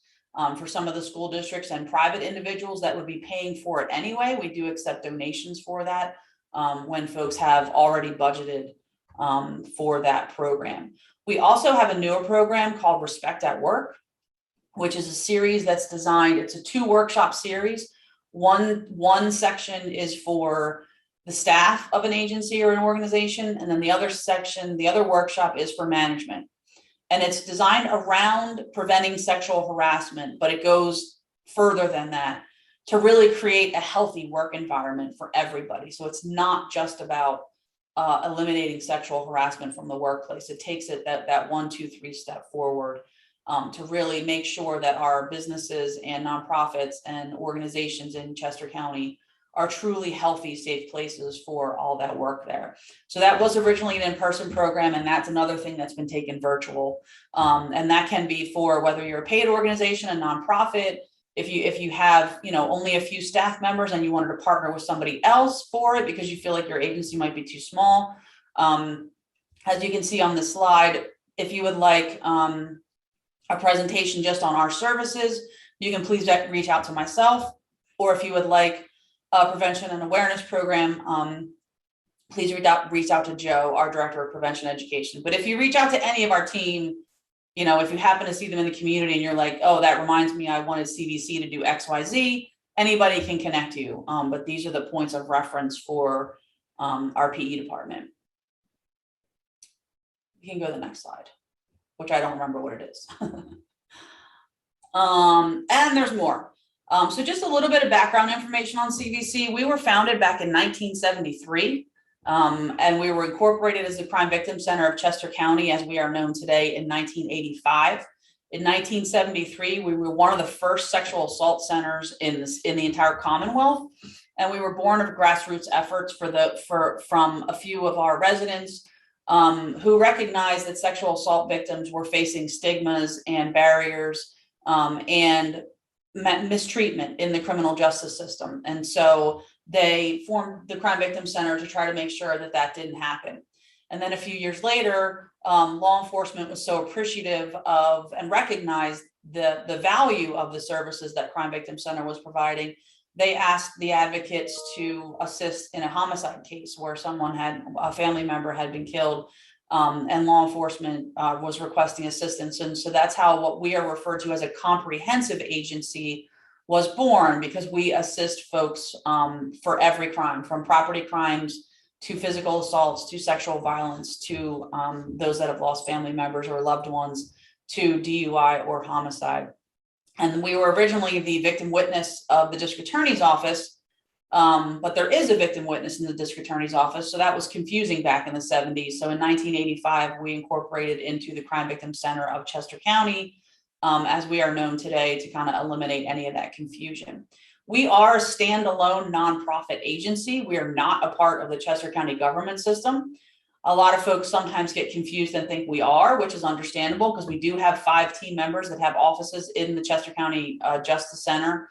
And a lot of our team is in the Justice Center almost every day, between court and meeting with clients and meeting with the district attorney's offices. We are over there a lot, but we are a standalone nonprofit. 80% of our funding comes from government-related grants, mostly from PCAR, which is the Pennsylvania Coalition Against Rape, and PCCD, which is the Pennsylvania Commission on Crime and Delinquency. Where does the other 20% come from, you ask?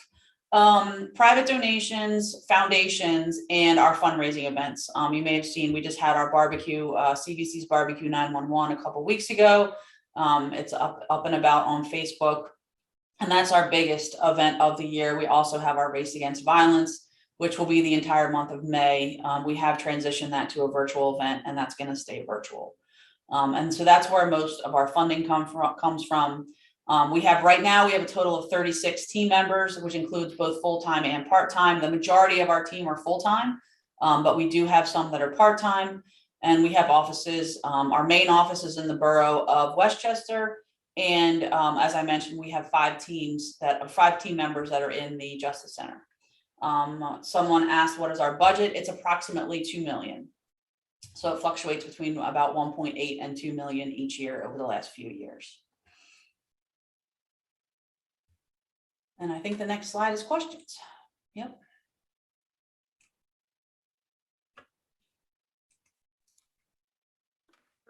While everyone asks their questions in the chat, we did have a couple questions earlier that I think can pertain to everyone that's presenting today. So if you wanted to speak on them, let me. So one was, given the increased number of immigrants in Chester County, what type of training is given to staff on cultural sensitivity, particularly in the differences and similarities amongst Latino culture? So we have 3 bilingual bicultural advocates. One is in our juvenile and probation department, and then one are victim advocates, general victim advocates.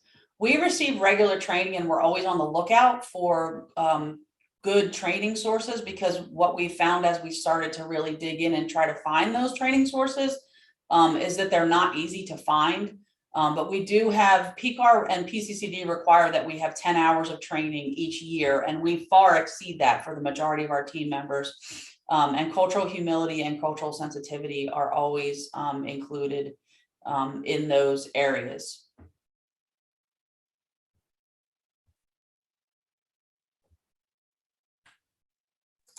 And another question that I thought was very good for everyone. Let me find it really quick. I think it was higher up in the chat.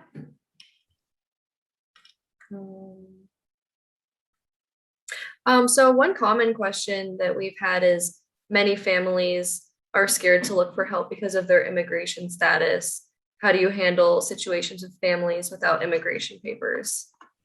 So our services are not dependent on documentation. As I mentioned, we don't ask for income information, and we don't ask about status either, or documentation. So we are able to provide services regardless of folks' documentation.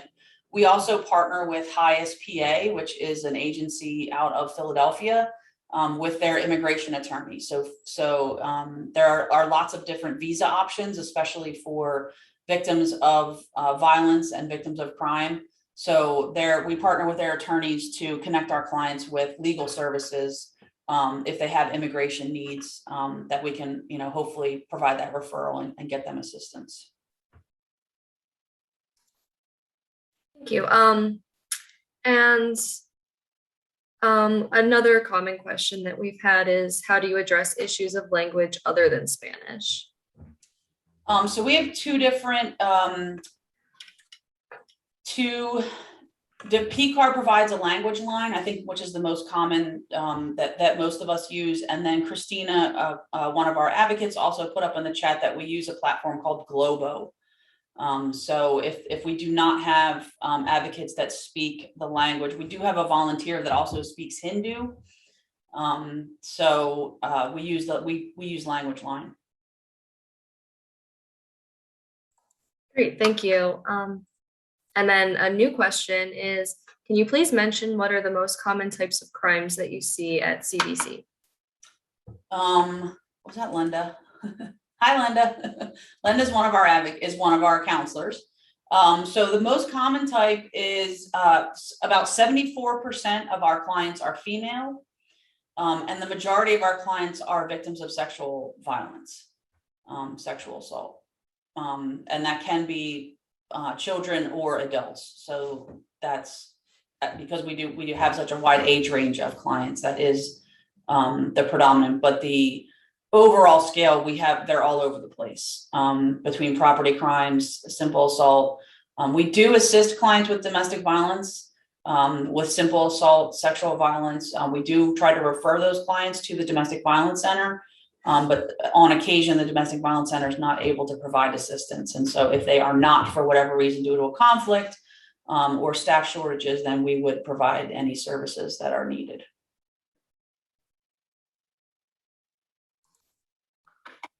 Thank you. And then just one other question from earlier that I think is important for this summit is, sorry, let me find it. Can you identify any trends or commonalities specific to CVC in reference to children or victims, anyone from Guatemala specifically? A lot of times we get that type of question, and because we're not a law enforcement agency, and we're not an investigative body, so the only folks that we get are seeking out our services. So Joe is probably, his answer to that question probably applies to our services as well, because our advocates would be seeing what he's seeing through Childline, and anything that's coming through the Children's Advocacy Center. We get asked a lot of times for crime statistics, and we don't have crime statistics because people don't have to have reported their crime, and we don't track that type of information.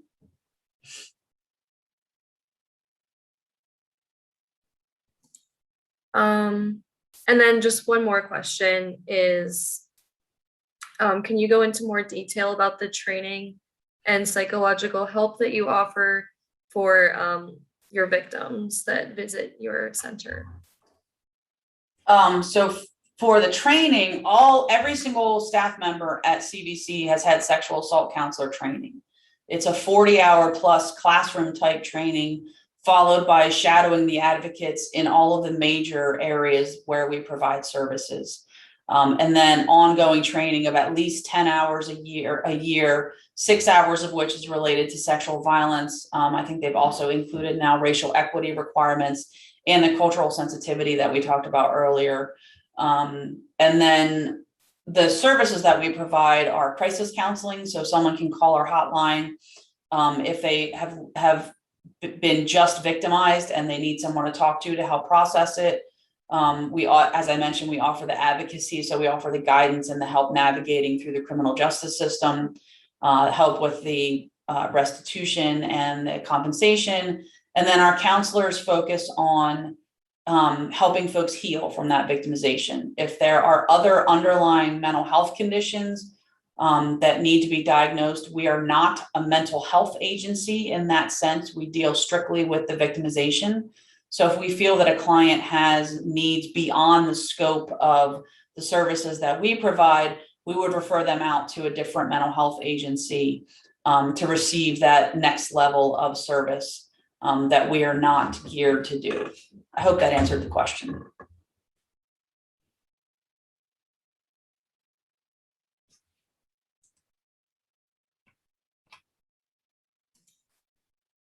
So someone asked in the chat, social media is a huge way of communicating today. How do you handle sexual assault victimization made online? So Veronica, we don't differentiate between the type of sexual assault or the type of sexual violence that has been perpetrated against one of our clients. So it may affect how a counselor would specifically deal with it and how they're discussing it. But as far as how we would approach the client, there wouldn't be any difference between someone who was physically assaulted or someone who is somehow victimized online through sexual violence or assault.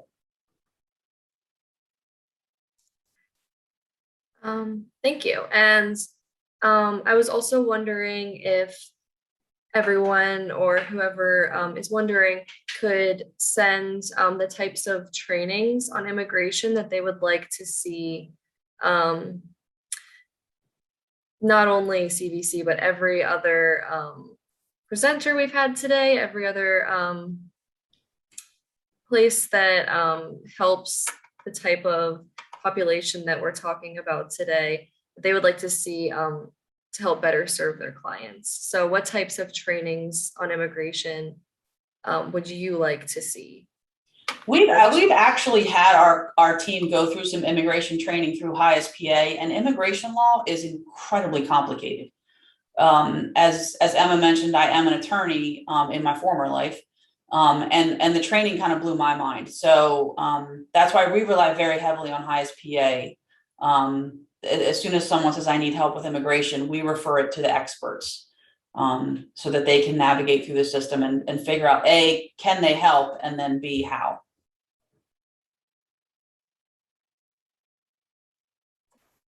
Thank you. So yeah, if anyone has any more questions, just add them to the chat. We still have a little bit of time to answer some questions. And the other thing I forgot to mention is all of our materials are in Spanish as well, our brochures and our flyers, our consent agreements and all that type of thing. And we also can partner with PCAR to get a translation service. So if there's something that we don't have in Spanish that we need in Spanish, we do have a resource that is free to us to do that translation for us. And just to follow up on what Chris just said, this is actually going out to all the attendants. What we're trying to do in the coalition is really equip your staff, our staff, and just better being able to better serve our clients and the diverse population that comes to our doors. So if there's something that is not being discussed here or in our follow-up 3 sessions that we're having, let us know, because this is for, we're trying to do this for Chester County providers, and the topics that we bring are going to be based on questions that people are asking in multiple agencies, right? Or things that they're seeing that they are not sure how to address. And that is the reason why this coalition was formed, and this is the beginning of that great conversation. So please, Emma will put in the email that you can send us questions or topics that you would like to see in further trainings. We're hoping that this is not a one-year done thing, but that it's a conversation that we continue.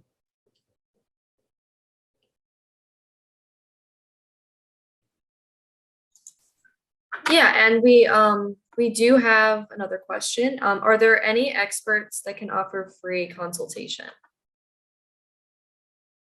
Experts for experts in what? Yeah, I'm not sure.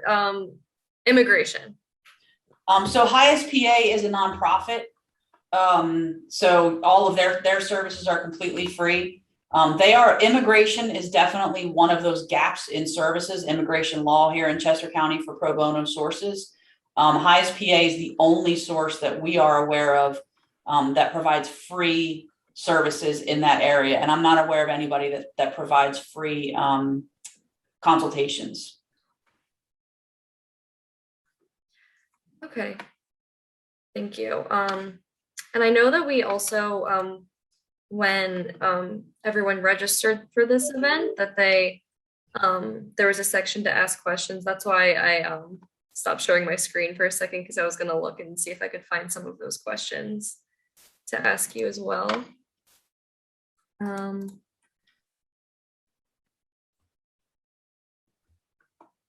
But we can also come back to that at the very end, and all of our panelists can answer together after I find a couple.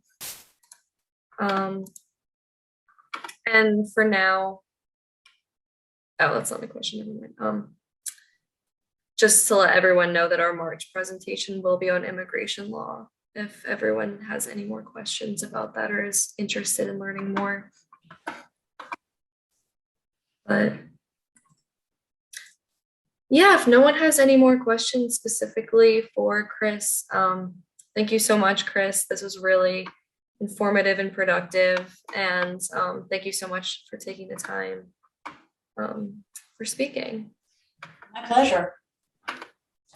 And our last panelist is the ADA, Christine Abetamarco. Please let me know if I'm not pronouncing that correctly. And she has been a prosecutor for about 12 years. She started out as an ADA in Bradford County, PA, where she handled all the juvenile cases as well as some criminal cases and appeals. In April 2021, she joined the Chester County DA's office, and she's been in the child abuse unit since late 2013, where she primarily handles cases involving sexual and physical abuse of children. And she's also assigned to the Internet Crimes Against Children Task Force. So whenever you're ready to speak a little bit, if anyone has any questions for her, write them in the chat, please. Hi, Emma. Thank you for the introduction, and you've been among the closest in pronouncing my name correctly. Thank you. Unfortunately, I wasn't able to be here for the full presentation due to court obligations, but I wanted to be here to answer any questions you have. I guess I'll give you an overview of what we do in the child abuse unit, as opposed to how our office typically handles cases. Typically, if, say, there's a crime of theft or something like that, the police will investigate it, and then they just file charges. And then there's a preliminary hearing ADA who handles the preliminary hearing, and then it gets assigned to a courtroom in common pleas, which is at the Justice Center, which is the trial court level. And then it'll be a different attorney at that point who handles the trial or the plea or however the case works out. We do things differently in the child abuse unit. There's 4 of us. We each get assigned cases when typically they come in as a child line report, which I'm sure has been discussed throughout the morning. So when that child line report comes in, it gets assigned to one of us, and then we keep the case throughout the process. And a lot of that is to develop a relationship and rapport with the victims involved.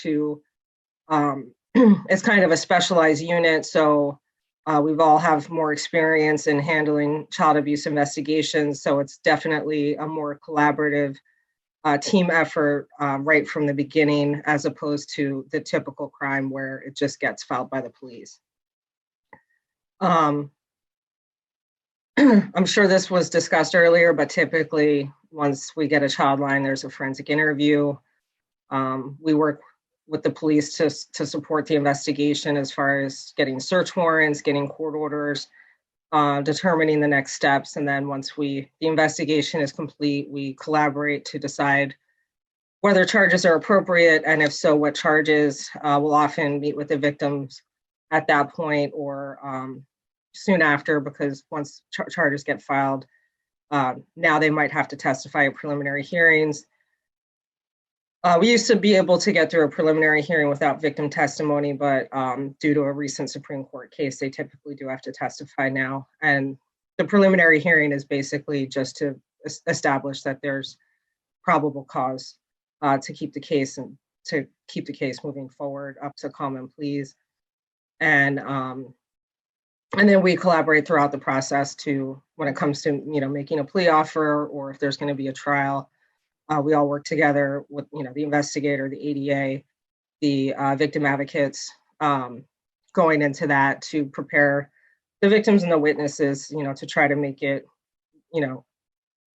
it's always stressful to go to trial, but to make it, as the least amount of stress as possible.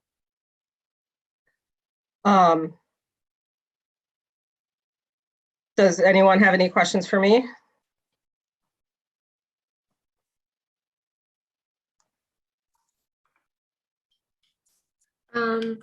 Yeah, while everyone writes their questions in the chat,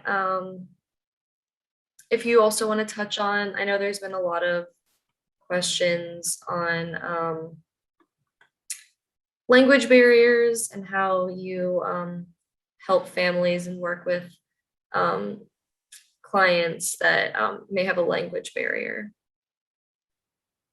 We do have Spanish-speaking interviewers and investigators. There are some languages, especially lately, that have been more difficult, where we tend to have to use language line or other services.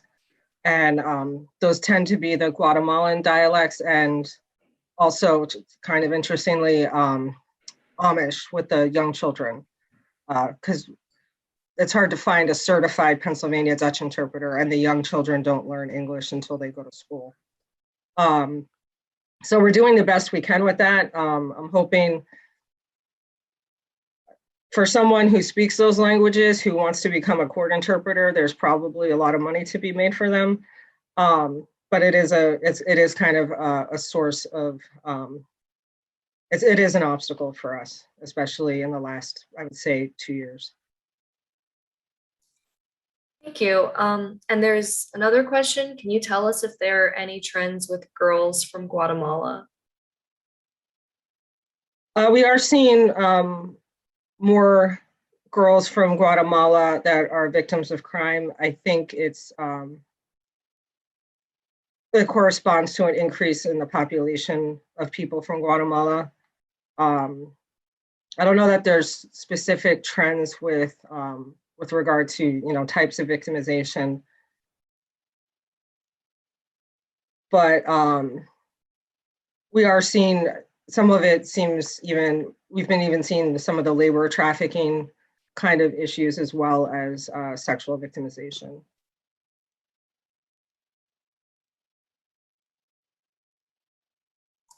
Thank you. Let's see.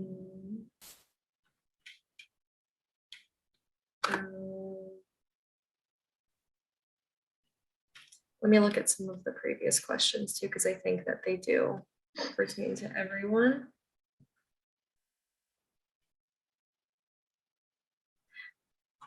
Oh, here's another. Can you tell, can you expand on that? Someone just asked. With regard to girls from Guatemala, we've had girls that were being sexually abused by people they work with, or sometimes family members. In some of those cases, we found that they were essentially labor trafficked, whereas they came here, they've basically been working, they were young teenagers, never have been to school. I know we've had cases where there's issues finding family if they're not here with family. Some of them, they might have a parent still in Guatemala that's hard to track down or get a hold of due to the more rural areas not having access so much to telephones, and apparently the mail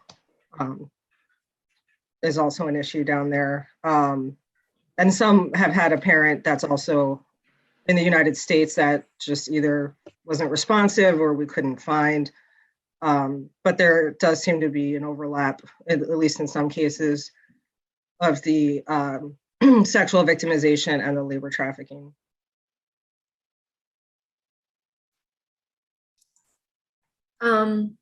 Another common question has been, many families are scared to look for help because of immigration status. So how do you handle situations with families without immigration papers? Immigration status for a crime victim will not get them, reporting a crime will not get them in trouble with immigration authorities. We can't directly give legal advice on immigration matters, but we do encourage people in that situation to seek out counsel who handles immigration, because there are special visa programs for crime victims, and often they will be eligible for it. We obviously are not immigration attorneys, so we can't guarantee it, so we encourage them to look into that. We also are careful to explain that, usually it's not going to be relevant in court. If they come forward as a victim, if they have to testify in court, that's not getting reported to immigration authorities. I've also seen this even with victims of theft and things like that, where they're afraid to come to court or submit their restitution documents, which is unfortunate, because I think then sometimes immigrants are targets of those kinds of crimes, because the people that perpetrate the crimes kind of know that they're not going to report it because they themselves are scared. But we always let them know that availing themselves of their rights and the services available to them will not result in any report to immigration authorities.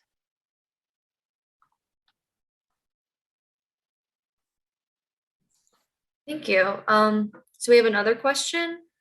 Where do trafficked, labored / Guatemalan children go if no family members are in the US? Foster care? I believe CYF would be in a better position to answer that, but my understanding it would probably be foster care or some kind of group home setting. So yes, fortunately, we haven't encountered this, but if it came to that, there would be no other choice. Again, we always try and find an appropriate resource if something like that comes to our attention, but many times there is not an appropriate resource available. So in that case, we would have to place them in foster care, which again, there's language barriers going into a strange family's home that more than likely just speak English. So that's the route it would have to take if it came to that, though.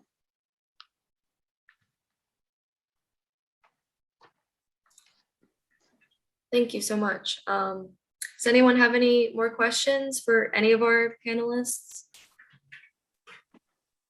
Oh, Karen, if they have no health insurance, how do you go about getting them healthcare or therapy? Well, I think that's when we reach out to like some of the agencies, La Comunidad and some other agencies that might be able to guide us as to where they might be able to go to receive some of those services without insurance, just because I know that's many times the case. So that's typically our avenue, is to explore what options are available in the community. I mean, if God forbid a situation comes to us where a child has got to be seen medically on an emergent basis, then we would do what we have to do to make sure they're seen. But we certainly explore options. And anyone else on this call might be a little more familiar. I do believe there are resources. So we reach out to some of the community supports and see what we can do to get them the services they need. Thank you. And I just know I work at Maternal and Child Health Consortium, and we do help apply for benefits. If anybody has any referrals ever, you can reach out to us.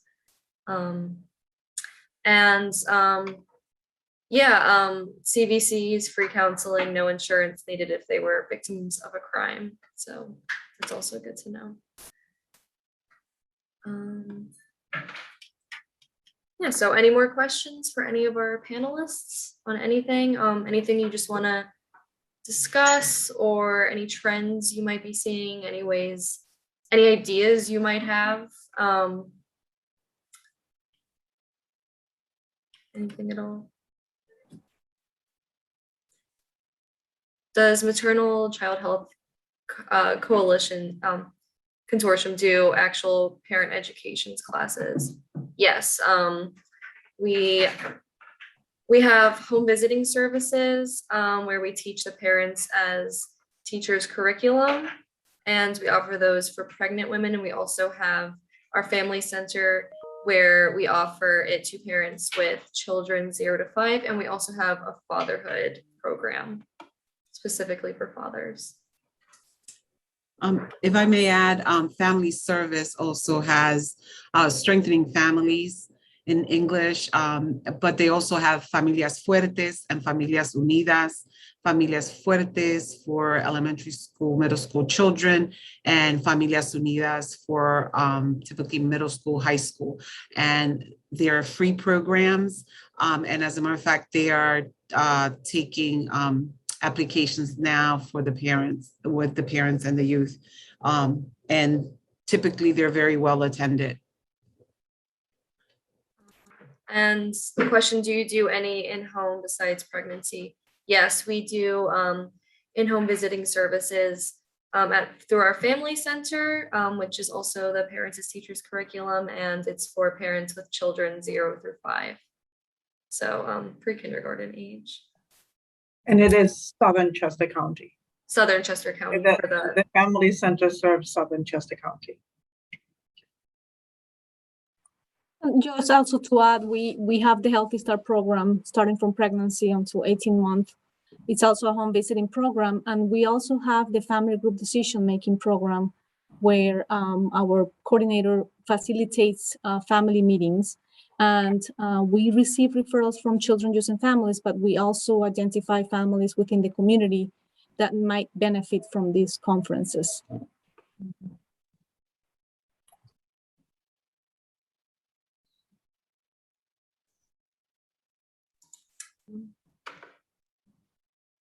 So none in Westchester for older children for parenting. Yeah, through us, our family center is only for Southern Chester County, but there may be someone else in this summit right now. If you have an organization that offers that, can add it to the chat. Services, home visiting services for older children for parenting. And someone else asked, do you offer parent education course at schools? I'm not sure if that's for Maternal and Child Health Consortium. If it is, then we have a kindergarten transition program through our family center. But other than that, sorry, Emma, we do not offer at the schools, but we do work in collaboration with the different schools, and we do presentations, and we receive referrals, not only for health insurance enrollment, but also for maybe families that might like to pretty much attend to parenting classes around the county, including Southern Chester County. And I think it's, at this moment, our parenting classes are virtual through Zoom. So we have them once a month through Zoom, and it's focused on children 0 to 5. But they don't have to be in our programs to attend those classes. And this is with the family center.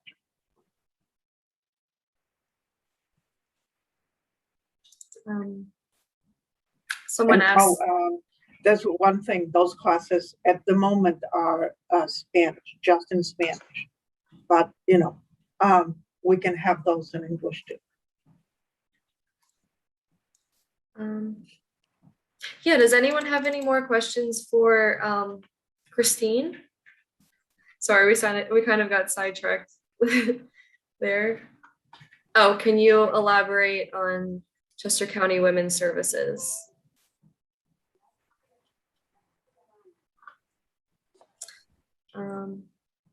But yeah, does anyone have any more questions for Christine about the district attorney's office?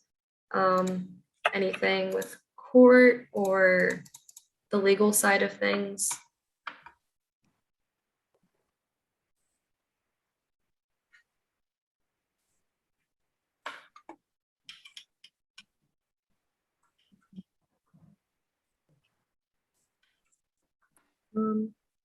Okay. In that case, thank you so much, Christine, for coming and speaking with us and letting us know more about the great work you're doing. And yeah, thank you so much. Thank you. So we still have a little bit of time left. We ended earlier than I expected. So if anyone wants to open it up to chat about anything that you might have wanted to ask to any of the earlier panelists and you forgot, if you just want to share more about your organization, you can add that to the chat. And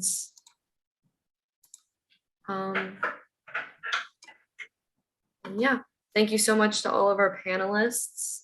Thank you for taking the time to come and chat with us. If you have any questions too, we can totally talk about that. Just a reminder that our next workshop will be November 9th, and that's on migration in our current context, a virtual journey to Guatemala. And we'll be sending out the save the date at the end of the summit today. Emma, with regard to the online victimization, I just put information in the text for NECMEC. I mentioned it earlier. Christine just mentioned ICAC. We, in Chester County and a lot of counties in Pennsylvania, we have the Internet Crimes Against Children Task Force, which respond to social media tips or cyber tips. So if there's online victimization or something going on through social media or any kind of whatever it may be, I mean, everything is social media these days, a cyber tip can be reported. And I put in there, report.cybertip.org would be the place to do that. There's information on the NECMEC site, which is missingkids.org/home. There's plenty of information on all of those things. But if you want to report a cyber tip, which is anything done through social media or online, you can report it through there. Thank you. Thank you. Sure.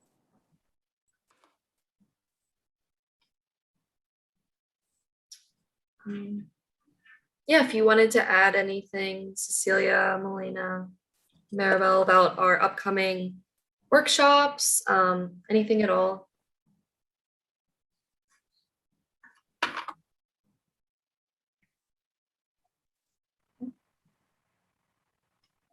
I will just say that if you can save the date and attend this great session that is coming in November, we should have a registration available really soon. And as it was mentioned at the beginning, it will be, we're planning to have consecutive series of education and training to be able to better serve our community. So we really encourage all of you to save the date and the time to join this upcoming session. And thank you everyone again for attending.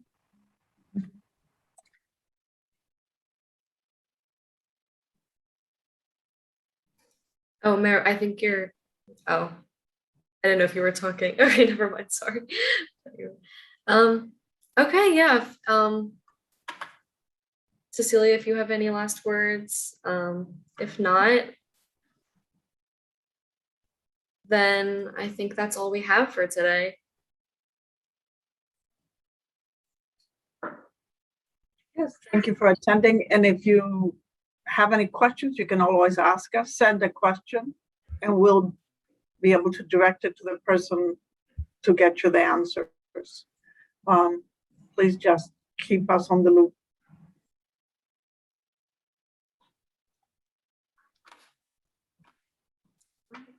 Yeah, thank you so much everyone for attending and for your questions. Thank you to our panelists, and yeah, have a great day. We hope that you can make it to our next 3 workshops as well, and we'll definitely keep everyone posted when the dates are finalized for the 2nd and 3rd workshop. They'll be in, like I said before, January and March. All right. Have a great afternoon, everyone. Have a great afternoon. Thank you. Thank you. Thank you. Thank you, Emma. Thank you, Cecilia. Yeah, thank you.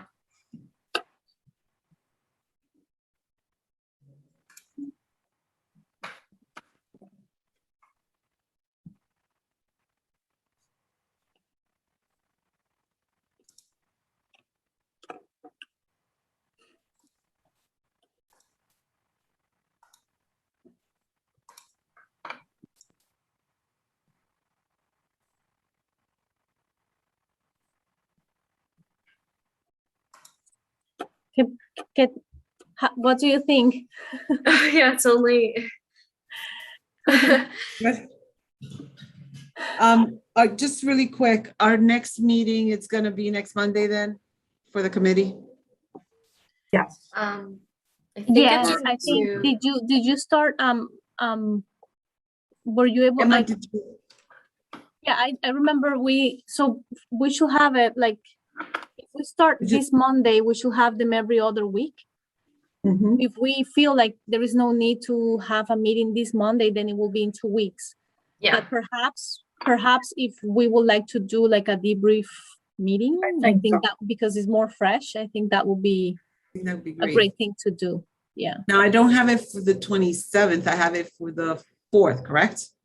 October 4th? the October, oh, no, let me see. I don't think it's October 4th. It should be this coming Wednesday. It should be the 27th. It should be 27 and then the 11th would be the. Emma, I have But- you sending me an invite for the 4th. Are Yeah, you I think- resending that? Yeah, I think that was our fault because we messed it up at the beginning.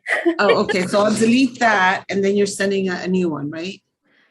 Yeah, I'll just send an entirely new one because as of now, they're all gonna be on the off week, so. I'll just Do you do- want to cancel that Cancel one? those. Okay, Cancel, and I think, yeah, just keep your notes handy and we'll debrief on the 27th. I think that's it. that sounds good. Okay, great job, Do we everybody. know, before you go, do you know, because I was getting some texts, also where we will, because we have recorded this, how we're gonna make it. Oh, where we- speaking of which, let me stop recording.